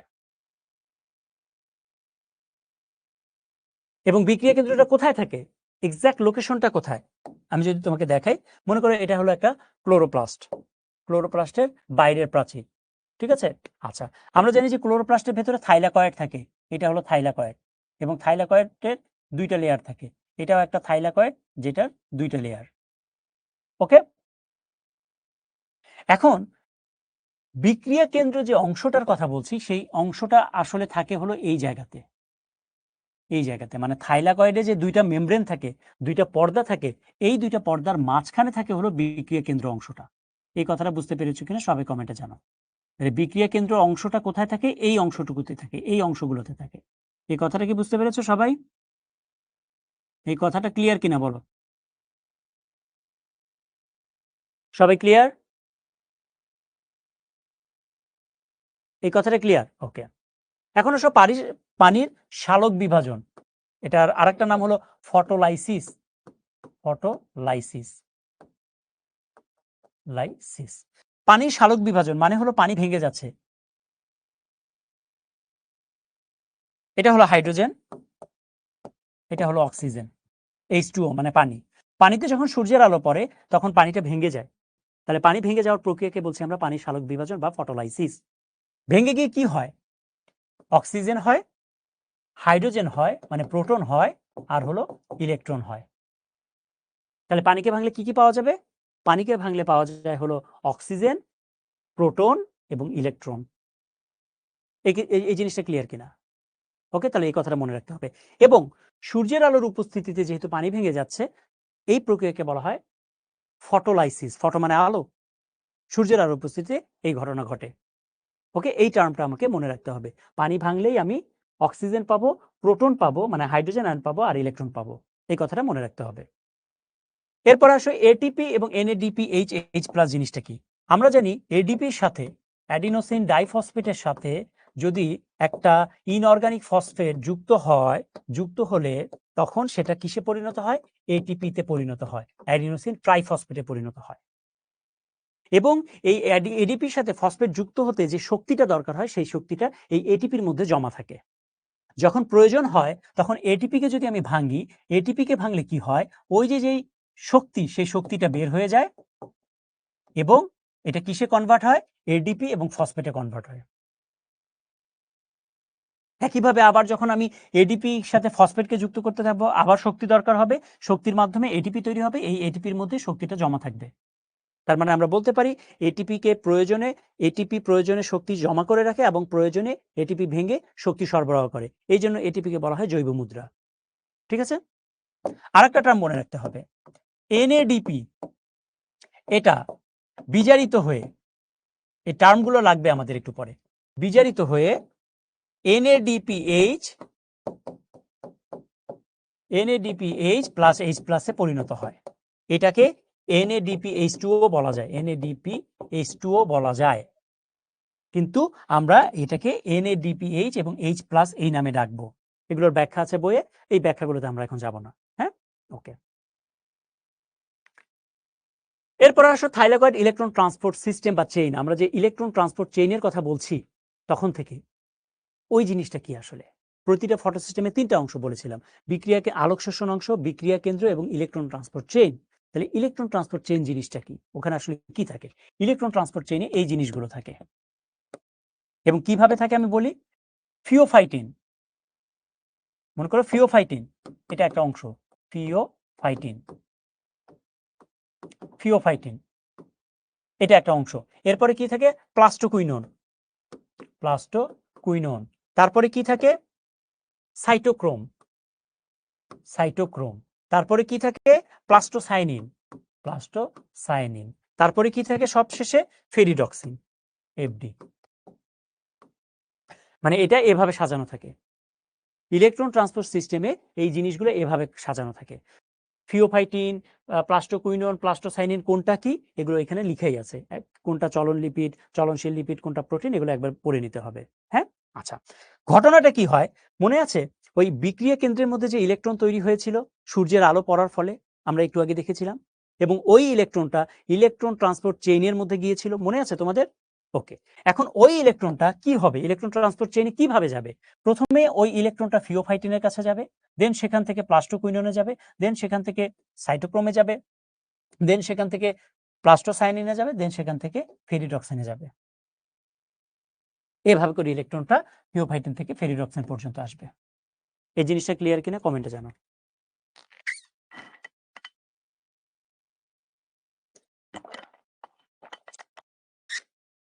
ক্লিয়ার? ওকে। যদি তাই হয়ে থাকে তাহলে দেখো আমরা এখন সালোক সংশ্লেষণ এটাকে 2 ভাগে ভাগ করতে পারি। ব্ল্যাকম্যান ভাগ করেন একটা আলোক নির্ভর পর্যায়ে আর একটা আলোক নিরপেক্ষ অধ্যায়, কোনটা কি হয় আমরা এই জিনিসগুলো এখন বুঝবো, সহজে বুঝতে পারবো।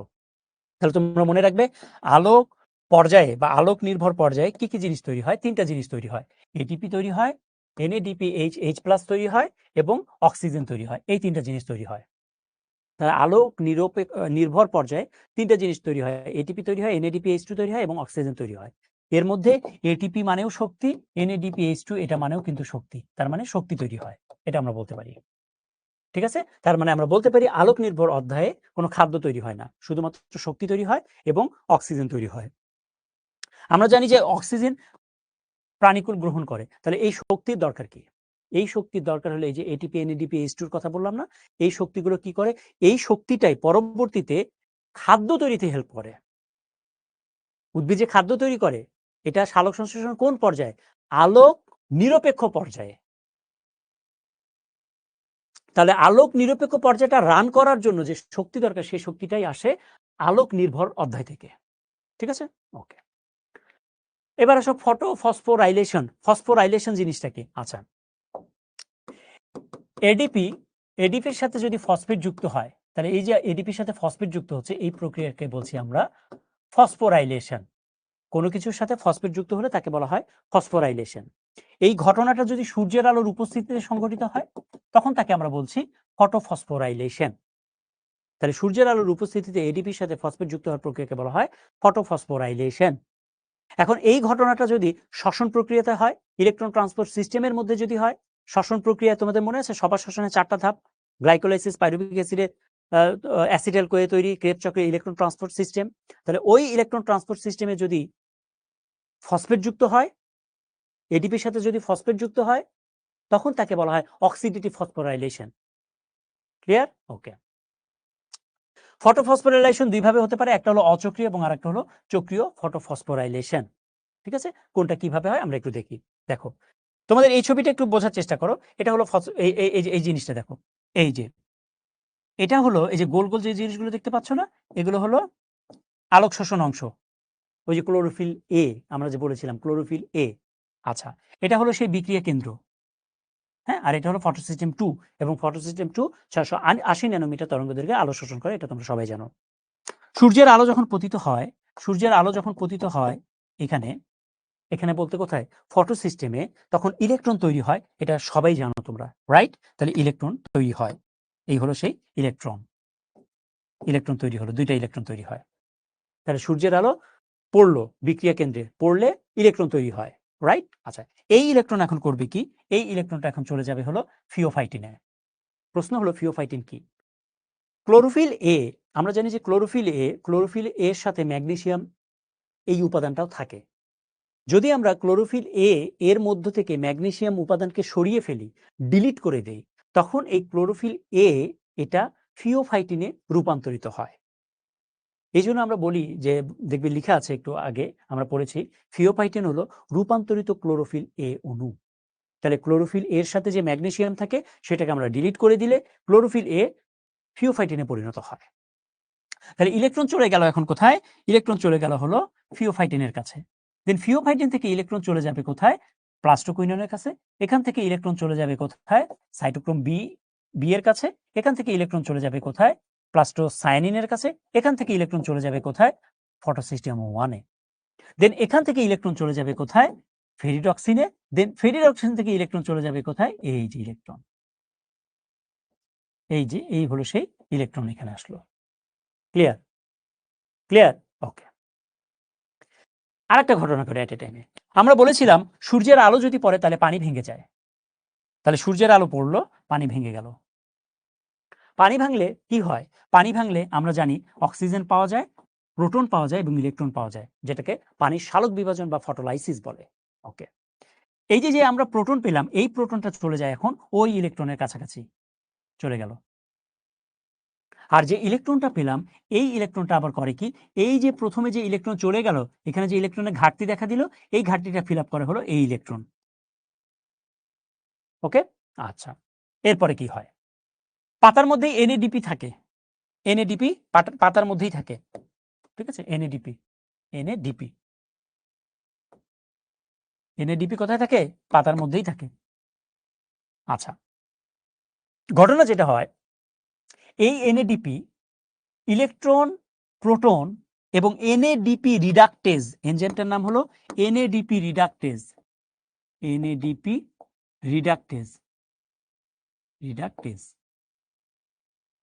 তাহলে তিনটা জিনিস, ইলেকট্রন, প্রোটন এবং এনএডিপি রিডাকটেজ এনজাইমের সহযোগিতায় এনএডিপি এইচ এবং এইচ প্লাসে পরিণত হয়। ঠিক আছে? তাহলে কি বললাম?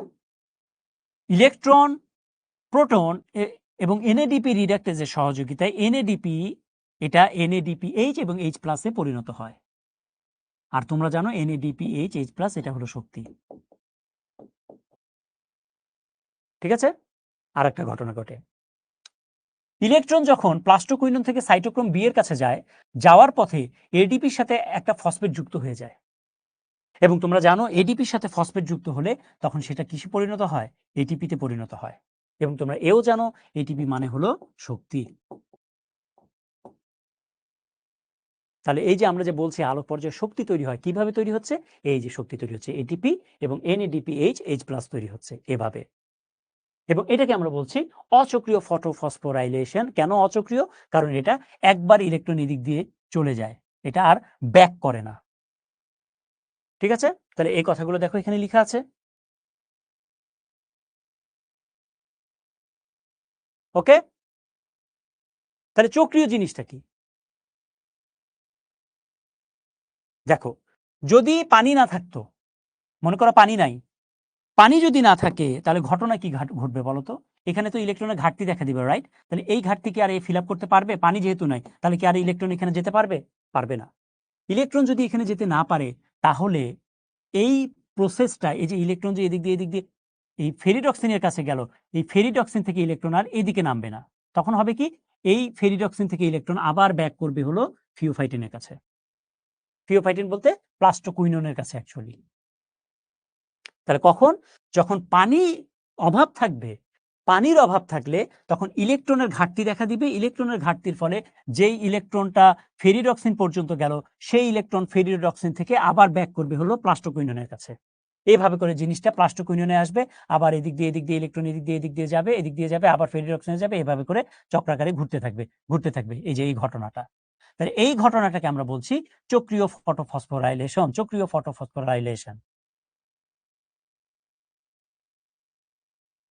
তাহলে দেখো তো এই ছবিটা ওটা না? তাহলে সবাই ক্লিয়ার? তাহলে চক্রীয় এবং অচক্রীয় বিষয়টা ক্লিয়ার কিনা সবাই কমেন্টে জানানো খুবই দ্রুত। সবাই ক্লিয়ার কিনা? চক্রীয় এবং অচক্রীয় কাহিনীটা কোথায় হয়? তাহলে চক্রীয় কখন হয় আর অচক্রীয় কখন হয়? তাহলে চক্রীয়টা হবে যদি পানি সরবরাহ বন্ধ হয়ে যায় তখন। ক্লোরোফিল এ বিক্রিয়ার অংশ না, ক্লোরোফিল এ হলো আলোক শোষণ অংশ। ওকে, ঠিক আছে। এরপরে আসো ফটোফসফোরাইলেশন কিভাবে ঘটনাটা ঘটে? ইলেকট্রন ট্রান্সপোর্ট সিস্টেম যেটা,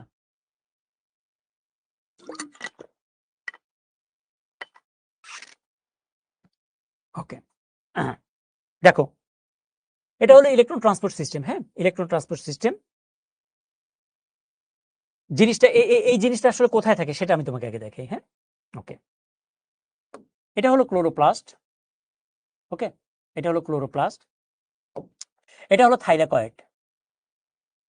এই যে থাইলাকয়েডের দুইটা মেমব্রেন, এই যে দুইটা মেমব্রেন, থাইলাকয়েডের দুইটা মেমব্রেন নাকি? ওকে, এখন এগুলো হলো ক্লোরোপ্লাস্টের স্ট্রোমা।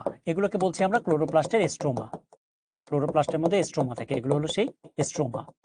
ওকে, এই জিনিসটা কোথায় থাকে আমরা এই জিনিসটা দেখবো। এই জিনিসটা কোথায় থাকে?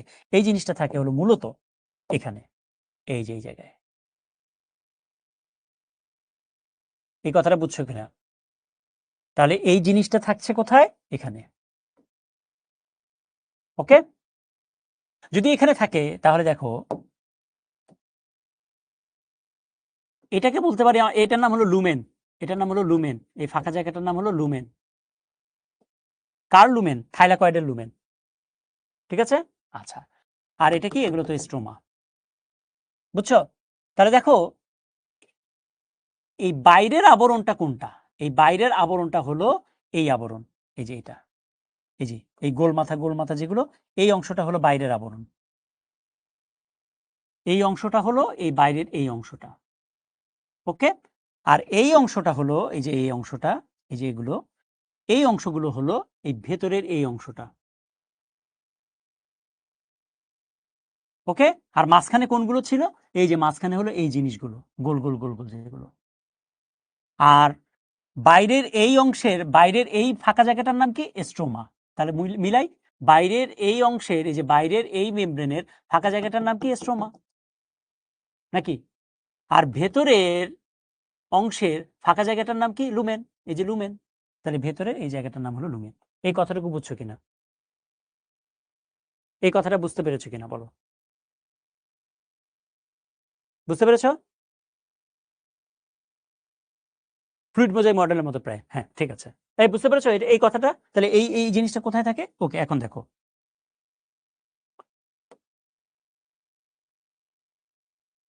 ওকে ওকে এটার নাম হলো ফটোসিস্টেম 2। হ্যাঁ, এটা হলো প্লাস্টোকুইনন। এটার নাম হলো সাইটোক্রোম বি এফ বলেছিলাম না, সাইটোক্রোম। আচ্ছা, এটার নাম হলো প্লাস্টোসায়ানিন। এটার নাম হলো ফটোসিস্টেম 1। ঠিক আছে, এটা হলো ফেরিডক্সিন। ইলেকট্রন ট্রান্সপোর্ট সিস্টেম আমরা যেটা বলেছি, ইলেকট্রন ট্রান্সপোর্ট চেইন, এই জিনিসগুলো থাকে, রাইট? আচ্ছা, সূর্যের আলো পড়লো কার উপরে? ফটোসিস্টেম 2 এর উপরে পড়লো। পড়লে কি হয়? ইলেকট্রন তৈরি হয়। এই হলো সেই ইলেকট্রন। ওকে, এই ইলেকট্রন এখন কি করবে? এই ইলেকট্রন এখন চলে যাবে প্লাস্টোকুইননের কাছে। সেখান থেকে ইলেকট্রন চলে যাবে সাইটোক্রোমের কাছে। সেখান থেকে ইলেকট্রন চলে যাবে প্লাস্টোসায়ানিনের কাছে।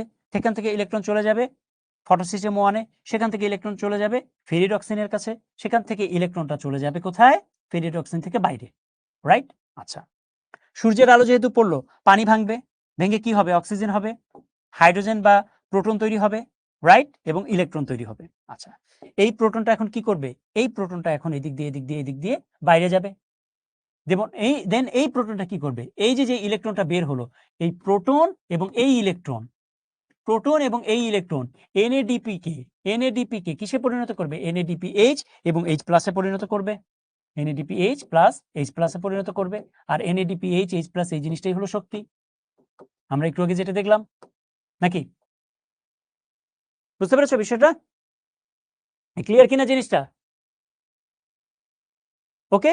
এবং এই যে প্রোটন, এই প্রোটনটা যখন এদিক দিয়ে বাইরে বের হয়ে যাবে তখন এটা আরেকটা কাজ করবে, সেটা হলো এডিপির সাথে ফসফেট যুক্ত করে এটিপি তৈরি করবে। তাহলে দেখো NADPH2 এটাও তৈরি হলো, এটিপিও তৈরি হলো। সবাই ক্লিয়ার? ওকে। তাহলে এখন আমরা একটা ভিডিও দেখবো, তাহলে ভিডিও দেখলে আরো ক্লিয়ার হবো, সুপার ক্লিয়ার হয়ে যাবে। এখন আমরা জাস্ট ভিডিওতে দেখো, তাহলে ক্লিয়ার হয়ে যাবে আরো। দেখো এই ছবিটা প্রথমে দেখো, এই যে এটা কি ফটোসিস্টেম 2, প্লাস্টোকুইনন, সাইটোক্রোম, প্লাস্টোসায়ানিন, তারপর ফটোসিস্টেম 1, নাকি? কথা কি বুঝতে পারছো? ওকে।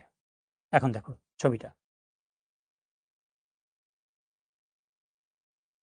তাহলে ফটোসিস্টেম 1, ফটোসিস্টেম 2, এটা স্ট্রোমা, এটা থাইলাকয়েডের ভিতরে লুমেন। তাহলে দেখো ফটোসিস্টেম 2, আলো ফটোসিস্টেম 2 এর মধ্যে পড়ছে। কোথায়? ক্লোরোফিল এর মধ্যে পড়তেছে। এটা হলো ক্লোরোফিল এ, যে গোল গোল যেগুলো, ক্লোরোফিল এর মধ্যে আলো পড়ছে। পড়লে কি হবে? এখন ইলেকট্রন তৈরি হবে। এই যে ইলেকট্রন তৈরি হলো, আমি যে কথাগুলো বলেছি। ওকে। দেন ইলেকট্রন এখন কোথায় চলে যাবে? 2 থেকে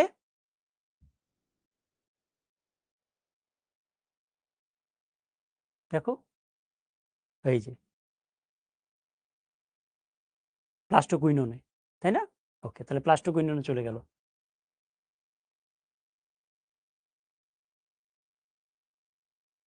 দেখো এই যে ইলেকট্রন, এই যে ইলেকট্রন প্লাস্টোকুইননে চলে গেল, সেখান থেকে সাইটোক্রোমে চলে গেল। এটা হলো সাইটোক্রোম। হ্যাঁ, এবং এট এ টাইমে কি হবে? সূর্যের আলোর উপস্থিতিতে পানি ভাঙবে। এই দেখো পানি ভাঙবে, এই যে সূর্যের আলো পড়তেছে, এই যে পানি ভাঙলো। ভেঙে কি হবে? প্রোটন, ইলেকট্রন, এই যে ইলেকট্রন চলে গেল, প্রোটন প্লাস মানে হলো প্রোটন আর অক্সিজেন, ঠিক আছে? এবং ওই ইলেকট্রনটাই ফাঁকা জায়গা ফিল আপ করবে। ওকে, আচ্ছা। তাহলে ইলেকট্রন গেল কোথায়? সাইটোক্রোমের কাছে। দেন সাইটোক্রোম থেকে প্লাস্টোসায়ানিনের কাছে গেল, সেখান থেকে এ আবার দিয়ে দিল পাশের জনকে, মানে ফটোসিস্টেম 1 কে দিয়ে দিল, তাই না? দেখো, বুঝতে পারছো ভিডিওটা?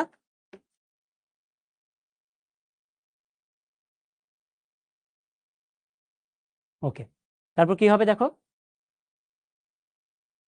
প্লাস্টোসায়ানিন, হ্যাঁ, এই যে ফটোসিস্টেম 1 কে দিয়ে দিল।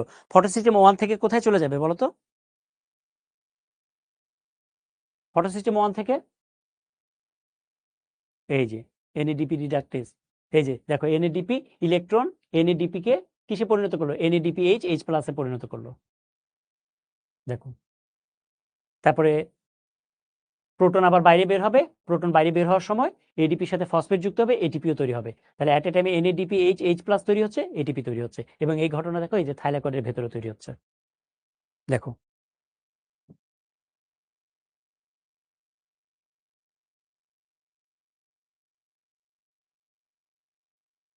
বুঝছো ভিডিওটা? বুঝছো? বলো।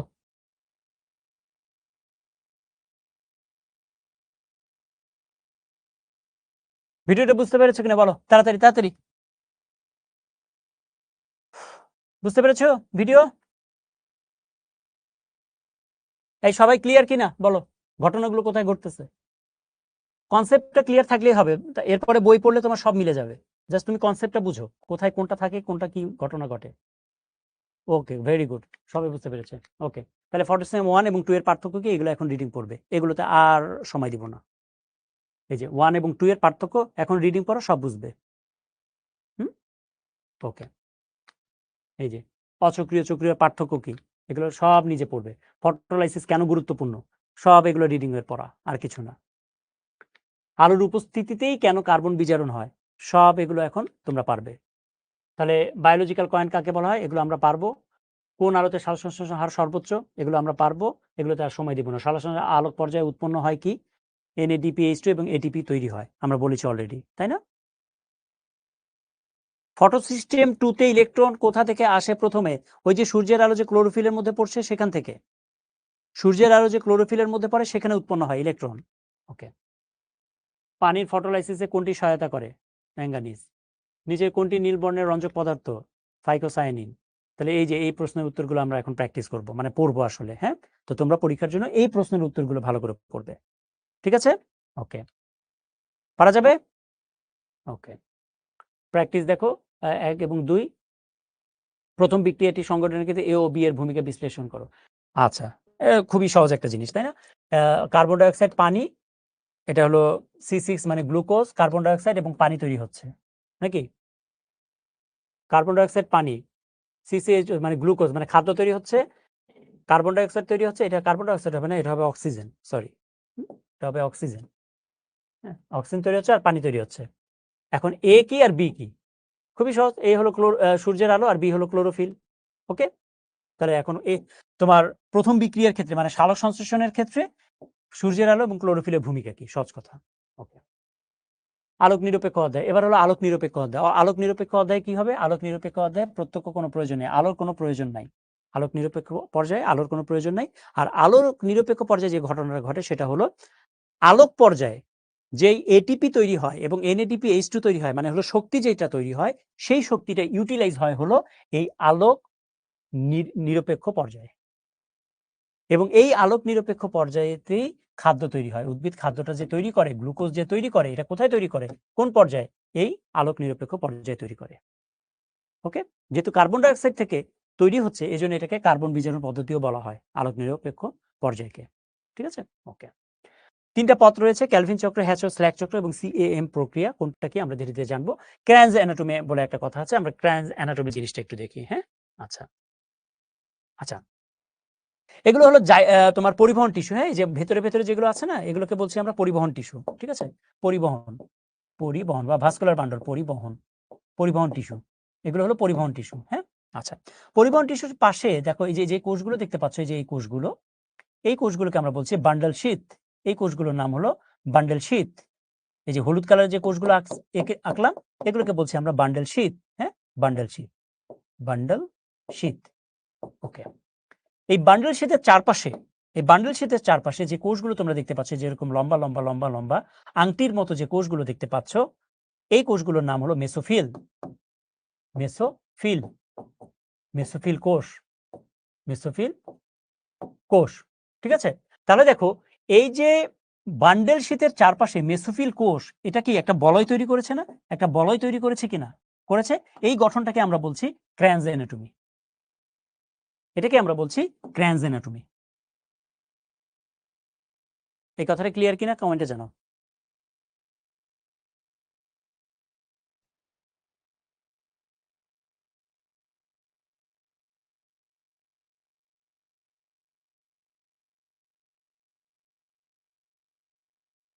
সবাই ক্লিয়ার?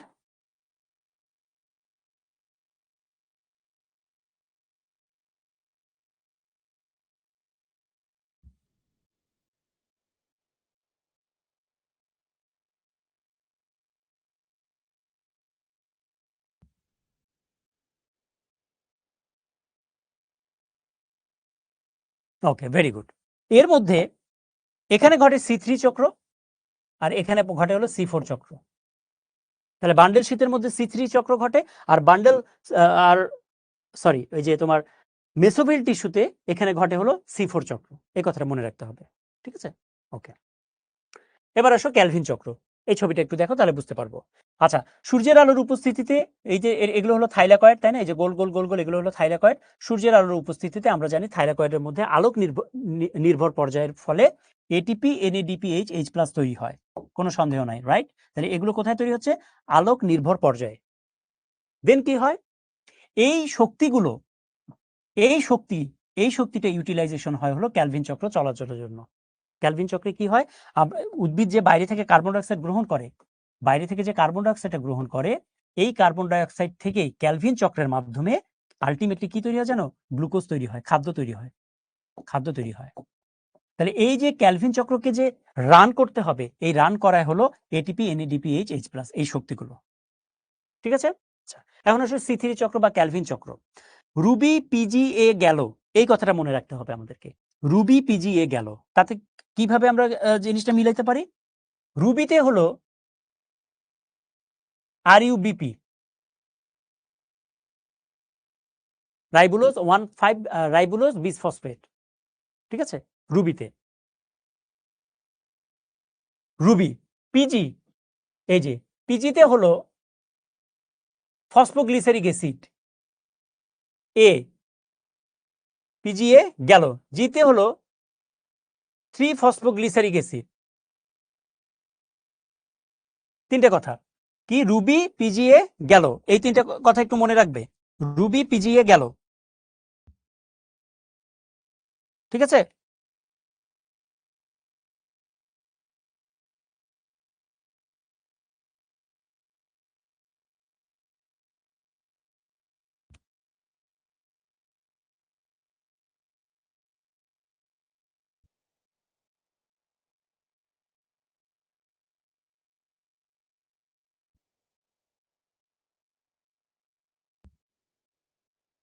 বুঝছো কথাটা?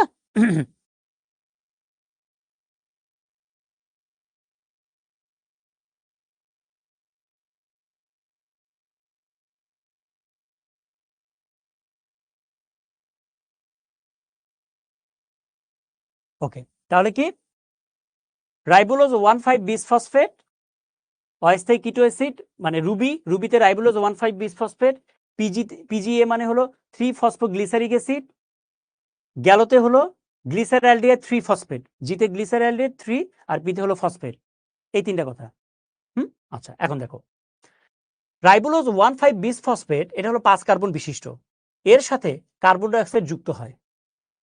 এই কার্বন ডাইঅক্সাইড যুক্ত করতে হেল্প করে হলো রুবিস্কো নামক এনজাইম। তাহলে রাইবোলোজ 1,5 বিসফসফেট 5 কার্বনের সাথে যদি একটা কার্বন যুক্ত হয়, তাহলে এর পরে যে যৌগটা পাবো সেটা কি পাবো? 6 কার্বন বিশিষ্ট একটা যৌগ, রাইট? তাহলে সেই 6 কার্বন বিশিষ্ট যৌগটার নাম হলো অস্থায়ী কিটো অ্যাসিড। কেন অস্থায়ী? কারণ কিটো অ্যাসিড এটা বেশিক্ষণ থাকে না। এটা পরবর্তীতে কিসে কনভার্ট হয়? পরবর্তীতে অস্থায়ী কিটো অ্যাসিড 3 ফসফোগ্লিসারিক অ্যাসিডে পরিণত হয়।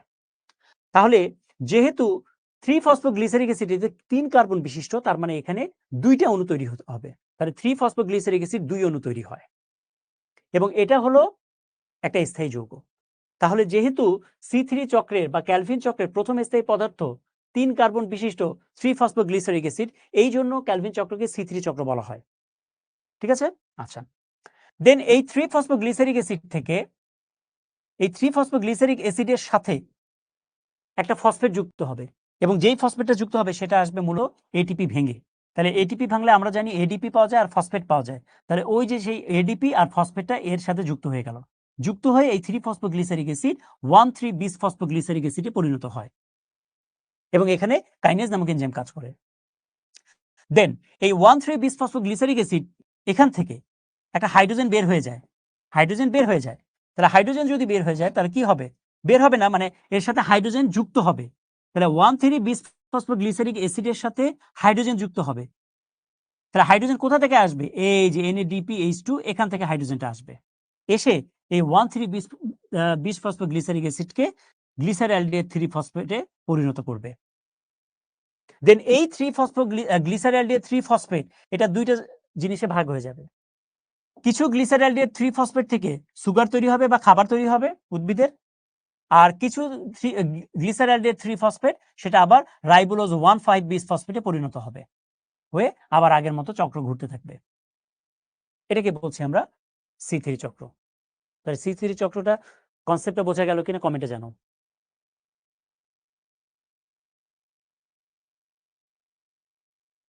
C3 চক্রের কনসেপ্ট বোঝা গেল কিনা?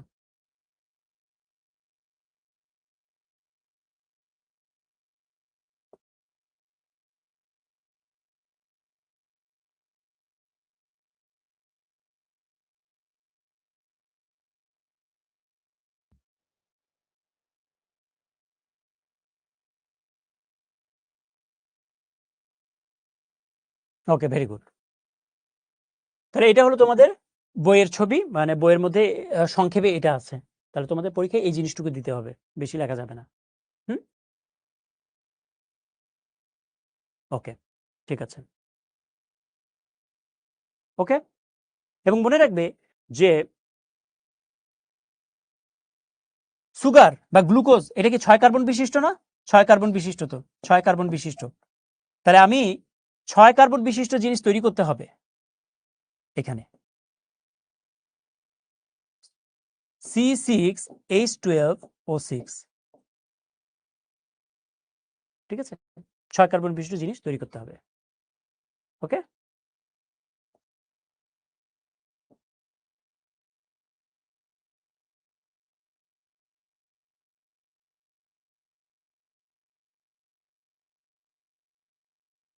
আচ্ছা। তাহলে যে কথাগুলো বললাম সেখানে এই কথাগুলো এখানে লেখা আছে, এগুলো জাস্ট এখন রিডিং পড়ে নিও। ওকে, এবার আসলে হ্যাচ স্ল্যাক চক্র বা C4 চক্র। আমরা জাস্ট কনসেপ্টগুলো বোঝার চেষ্টা করছি, কারণ এগুলো তুমি ডিপলি পড়তে গেলে আরো অনেক সময় দরকার, আমাদের কিন্তু খুব বেশি সময় নেই। হ্যাঁ, আচ্ছা, দেখো খুব ভালো করে দেখো, এই অংশটুকু, এই কোষগুলো হলো মেসোফিল কোষ, আর এই কোষটা হলো বান্ডেল শীথ। বান্ডেল শীথ কি আমি বলেছি, এই অংশটুকু হলো মেসোফিল কোষ, আর এটা হলো বান্ডেল শীথ। ওকে, আচ্ছা, তোমরা মনে রাখবে পেপা, পেপা ওয়া মা পা, পেপা ওয়া মা পা। পেপাতে হলো ফসফোইনল পাইরুভিক অ্যাসিড, ওয়াতে হলো অক্সালো অ্যাসিটিক অ্যাসিড, মাতে হলো ম্যালিক অ্যাসিড, পি এতে মানে পাতে হলো পাইরুভিক অ্যাসিড, মনে রাখার জন্য। তাহলে পেপা ওয়া মা পা, পেপা ওয়া মা পা, পেপা ওয়া মা পা, পেপা ওয়া মা পা, এই 4টা ওয়ার্ড মনে রাখবে। ওকে, তারপর কি হয় দেখো, পেপা মানে কি? পেপা মানে আমরা বলেছি ফসফোইনল পাইরুভিক অ্যাসিড। পেপা মানে ফসফোইনল পাইরুভিক অ্যাসিড, এবং এটা হলো 3 কার্বন বিশিষ্ট। এই 3 কার্বন বিশিষ্ট ফসফোইনল পাইরুভিক অ্যাসিড সাথে কার্বন ডাই অক্সাইড যুক্ত হয়। তাহলে এই 3 কার্বন কি আর 3 কার্বন থাকবে? থাকবে না, এটা হয়ে যাবে 4 কার্বন বিশিষ্ট একটা যৌগ। এই 4 কার্বন বিশিষ্ট যৌগটার নাম হলো ওয়া। ওয়াতে কি? অক্সালো অ্যাসিটিক অ্যাসিড। ওকে, এবং আমরা জানি যে কোনো কিছুর সাথে কার্বন ডাই অক্সাইড যুক্ত হতে গেলে সেটাকে কার্বক্সিলিক এনজাইম এখানে কাজ করে, সেখানে কার্বক্সিলিক এনজাইম কাজ করে, তাই না? এই যে কার্বক্সিলিক এনজাইম। তাহলে এই যে ওয়াতে কি? অক্সালো অ্যাসিটিক অ্যাসিড। তাহলে প্রথম স্থায়ী পদার্থ 4 কার্বন বিশিষ্ট অক্সালো অ্যাসিটিক অ্যাসিড তৈরি যেহেতু হচ্ছে, এই জন্য এই চক্রকে বলা হয় C4 চক্র। ঠিক আছে, আচ্ছা। দেন এই অক্সালো অ্যাসিটিক অ্যাসিড, এখান থেকে ম্যালিক অ্যাসিড তৈরি হয় 4 কার্বন বিশিষ্ট। কিভাবে? এই অক্সালো অ্যাসিটিক অ্যাসিডের সাথে হাইড্রোজেন যুক্ত হয়। এখন কোশ্চেন হলো হাইড্রোজেন কোথা থেকে পাবো? কোষের মধ্যে যে NADPH2 থাকে, সেই NADPH2-র হাইড্রোজেনটা এর সাথে যুক্ত হয়। এই যে NADPH2-র যে হাইড্রোজেন, এটা এর সাথে যুক্ত হয়ে NADP আলাদা থাকে, আর NADPH2-র হাইড্রোজেন এর সাথে যুক্ত হয়ে সেটা ম্যালিক অ্যাসিডে পরিণত হয়। এই ম্যালিক অ্যাসিড, এমতে ম্যালিক এতে অ্যাসিড, এই ম্যালিক অ্যাসিড তারপরে বান্ডেল শীট কোষে প্রবেশ করে। করে কি করে? ম্যালিক অ্যাসিড থেকে, এই 4 কার্বন বিশিষ্ট ম্যালিক অ্যাসিড থেকে 1 কার্বন কার্বন ডাই অক্সাইড আকারে বের হয়ে যায়। তাহলে বলো তো, ম্যালিক অ্যাসিড 4 কার্বন বিশিষ্ট, এখান থেকে যদি একটা কার্বন বের হয়ে যায়, তাহলে এটা কি আর 4 কার্বন বিশিষ্ট থাকলো? থাকলো না। এটা তখন 3 কার্বন বিশিষ্ট একটা যৌগে পরিণত হবে, এবং এই 3 কার্বন বিশিষ্ট যৌগটার নাম হলো পাইরুভিক অ্যাসিড। এবং এটা পাইরুভিক অ্যাসিডে পরিণত হতে হলে তখন করতে হবে কি? এর যে হাইড্রোজেন, এই হাইড্রোজেনটা যোগ করতে হবে। তাহলে NADPর সাথে এখান থেকে হাইড্রোজেনটা চলে গিয়ে NADPর সাথে যুক্ত হয়ে NADPH H+ পরিণত হবে। তাহলে এই যে ম্যালিক অ্যাসিড, এখান থেকে হাইড্রোজেন চলে গিয়ে NADPর সাথে যুক্ত হয়ে দেন ম্যালিক অ্যাসিডটা পাইরুভিক অ্যাসিডে পরিণত হবে, যেটা 3 কার্বন বিশিষ্ট। এই পাইরুভিক অ্যাসিড থেকে পরবর্তীতে ফসফোইনল পাইরুভিক অ্যাসিড তৈরি হবে। কিভাবে? এই পাইরুভিক অ্যাসিডের সাথে এক অণু ফসফেট যুক্ত হবে। ফসফেটটা আসবে কোথা থেকে? এই যে ATP ভাঙবে, এই ATP ভেঙে যেই ফসফেটটা পাওয়া যায়, এই ফসফেটটা এই পাইরুভিক অ্যাসিড গ্রহণ করে এই পাইরুভিক অ্যাসিড ফসফোইনল পাইরুভিক অ্যাসিডে পরিণত হবে। ক্লিয়ার? তাহলে এটাকে আমরা বলছি হ্যাচ-স্ল্যাক চক্র। বিজ্ঞানী হ্যাচ-স্ল্যাক এইটা আবিষ্কার করে। এবং প্রথম স্থায়ী পদার্থ অক্সালো অ্যাসিটিক অ্যাসিড বলেছি, এবং অক্সালো অ্যাসিটিক অ্যাসিডের সংকেত হলো এরকম, গাঠনিক সংকেত। এবং এই অক্সালো অ্যাসিটিক অ্যাসিডের সাথে 2টা কার্বক্সিলিক মূলক থাকে, এই জন্য এটার আরেকটা নাম হলো ডাইকার্বক্সিলিক চক্র। তাহলে হ্যাচ ও স্ল্যাক চক্রের আরেকটা নামই হলো ডাইকার্বক্সিলিক চক্র। সবাই ক্লিয়ার কিনা? সবাই ক্লিয়ার? এই জিনিসটাই তোমাদের বই এভাবে করে লেখা আছে, যে কথাগুলো বললাম সেগুলি লেখা আছে, এখন তুমি বইয়ের সাথে মিলিয়ে ফেলবে। ওকে, এই কথাগুলো এই যে এখানে এখন থিওরি আকারে লেখা আছে।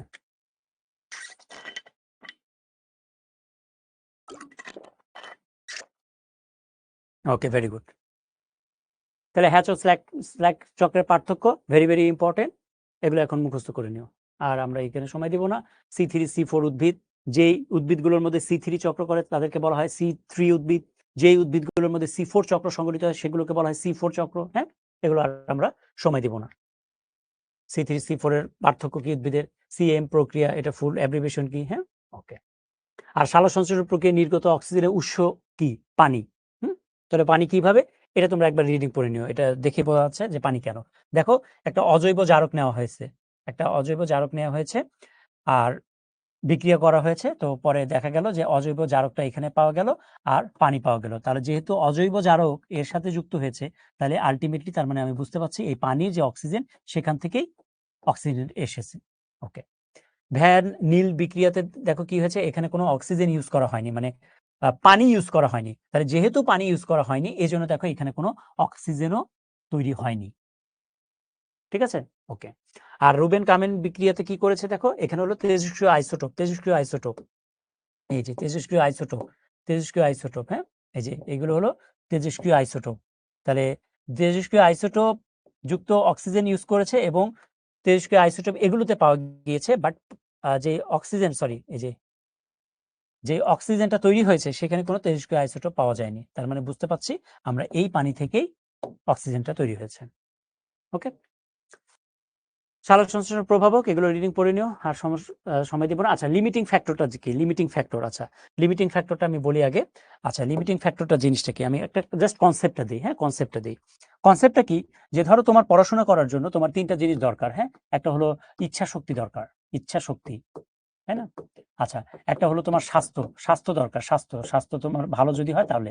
আরেকটা হলো পরিবেশ দরকার, রাইট? এই তিনটা জিনিস তোমার পড়াশোনার জন্য অবশ্যই দরকার। যেমন ধরো তোমার ইচ্ছা আছে আজকে পড়াশোনা করবে, কিন্তু তুমি আজকে অসুস্থ, তোমার জ্বর, তাহলে কি তুমি পড়াশোনা করতে পারবে? পারবে না। অথবা ধরো তোমার ইচ্ছে আছে, তোমার জ্বর নাই, বাট তোমার বাসায় ঝগড়া হচ্ছে বাবা মার মধ্যে, তাহলে সেক্ষেত্রে কিন্তু তুমি পড়াশোনা করতে পারবে না। তোমার বাবা মার মধ্যে কোনো ঝগড়া নেই, তোমার শরীর স্বাস্থ্য ভালো, বাট তোমার কোনো ইচ্ছে নাই আজকে পড়াশোনা করার, সেক্ষেত্রে তুমি পড়াশোনা করতে পারবে না, রাইট? তাহলে তোমার যদি পড়াশোনা করতে হয়, তাহলে তোমাকে এই তিনটা শর্তই থাকতে হবে। এগুলো পজিটিভ থাকলে তোমার পড়াশোনা হবে, না হলে হবে না। এই তিনটার যে কোনো একটা অনুপস্থিত থাকলে তোমার পড়াশোনাটা ওই লেভেলের হবে না, রাইট? তাহলে লিমিটিং ফ্যাক্টর হলো এই জিনিসটাই। ঠিক আছে, আমি কনসেপ্টটা বলে দিলাম তোমাকে। তাহলে লিমিটিং ফ্যাক্টর কি দেখো, লিমিটিং ফ্যাক্টর হলো সালোক সংশ্লেষণের জন্য তাপমাত্রা, আলোর তীব্রতা, কার্বন ডাই অক্সাইড এগুলো সমান পরিমাণে দরকার। এগুলোর কোনো একটার অনুপস্থিতিতে সালোক সংশ্লেষণ প্রক্রিয়া ঠিকভাবে সম্পন্ন হবে না। এগুলোকে বলছি আমরা লিমিটিং ফ্যাক্টর। ঠিক আছে, ওকে। সালোক সংশ্লেষণের হার বা ফটোসিনথেটিক কোশ্চেন, পিকিউ, এই জিনিসটা কি, এগুলো এখন পড়ে, এগুলো সহজ জিনিস। অক্সিজেন ত্যাগের পরিমাণ আর কার্বন ডাই অক্সাইড গ্রহণের পরিমাণকে, এটার অংশকে বলছি আমরা হার। আর সালোক সংশ্লেষণ প্রক্রিয়ার গুরুত্ব, এগুলো রিডিং পড়ে নিও, এগুলো আর আমরা ব্যাখ্যাতে যাব না। সালোক সংশ্লেষণ শ্বসনের পার্থক্য, এগুলো পড়ে ফেলার জিনিস। ওকে, নিচে কোন উদ্ভিদে ক্র্যানজ অ্যানাটমি দেখা যায়, ভুট্টা। সালোক সংশ্লেষণ অভ্যন্তরীণ প্রভাবক কি, এগুলো পারা যাবে। ক্র্যানজ অ্যানাটমি নিম্নে কোন জাতীয় উদ্ভিদের বৈশিষ্ট্য, C4 উদ্ভিদের বৈশিষ্ট্য। C3 চক্রের জন্য সঠিক কোনটি, এগুলো আমরা পারবো আশা করি। C4 গতিপথ লক্ষ্য করা যায় কোথায়? C4 চক্রে কার্বন ডাইঅক্সাইডের গ্রহিতাকে ফসফিনল পাইরুভিক অ্যাসিড, এটাই তো কার্বন ডাইঅক্সাইড গ্রহণ করে। কোন উদ্ভিদে দুই রকমের ক্লোরোপ্লাস্ট পাওয়া যায়, ইক্ষু। হ্যাঁ, এই যে এগুলো তার পরীক্ষার জন্য যে এই ইম্পর্টেন্ট কোশ্চেনগুলো, এগুলো আমরা অলরেডি আলোচনা করেছি বিভিন্নভাবে, তো এগুলো আমরা পারবো।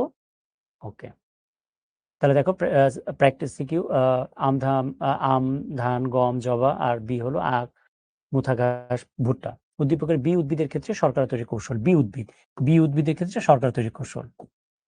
ওকে, আর এ ও বি উদ্ভিদগুলোর পাতার অন্তর্গঠন পার্থক্য কি বিদ্যমান রয়েছে সেটা। ওকে, মানে একবীজপত্রী এবং দ্বিবীজপত্রী উদ্ভিদের পার্থক্যগুলো। ওকে, আর এটা তো অলরেডি আমরা করেছি 1 এবং 2 বিক্রিয়ার মধ্যে পার্থক্য দেখাও। দ্বিতীয় বিক্রিয়ার মধ্যে 1 এবং 2 এই দুইটার মধ্যে পার্থক্য কি? এটা হলো তোমার সালোক সংশ্লেষণ আর এটা হলো শ্বসন, রাইট? তাহলে সালোক সংশ্লেষণ এবং শ্বসনের মধ্যে পার্থক্য। ওকে। গ্রুপ এ, গ্রুপ বি, উদ্দীপকের এ এর উদ্ভিদসমূহের কার্বন বিজারণ গতিপথ। তাহলে এ মানে কি? ধান কাঁঠাল, তাহলে C3। আর বি মানে কি? ইক্ষুমুথা ঘাস, C4 উদ্ভিদ, রাইট? ওকে। তাহলে এ এর উদ্ভিদসমূহের কার্বন বিজারণ গতিপথ। তাহলে C3 উদ্ভিদের মানে C3 চক্র সম্পর্কে বলতে হবে কথাটা এটা। ওকে। উদ্দীপকের কোন গ্রুপটির উৎপাদন ক্ষমতা তুলনামূলক বেশি? C4 এর বেশি। তাহলে C4 কেন বেশি? ওই কথাগুলো লিখতে হবে, C4 এর বৈশিষ্ট্যগুলো। খ চক্রটি রেখাচিত্রের সাহায্যে দেখো। খ চক্র, এখানে খ চক্র বলতে কি বোঝাচ্ছে? ফসফোইনোল পাইরুভিক অ্যাসিড থেকে অক্সালো অ্যাসিটিক অ্যাসিড তৈরি হচ্ছে, তার মানে খ মানে হলো C4 চক্র, রাইট? আর রুবিস্কো রাইবোলোজ 1,5 বিস ফসফেট এটা হলো C3 চক্র, নাকি? এখন তুমি উত্তরগুলো দিতে পারবে। তাহলে C3 এবং C4 এর পার্থক্য এটা লিখতে হবে, আর খ চিত্রটি রেখাচিত্রের সাহায্যে, তার মানে তোমার C4 চক্র আলোচনা করতে হবে রেখাচিত্রের সাহায্যে, ওই যে ছবিটা দিয়েছি সেটা। এই সো কারো কোনো প্রশ্ন আছে কিনা? প্রশ্ন থাকলে বলো, তারপর আমরা একবারে নামাজের বিরতি এবং পড়া শেষ করে দেব।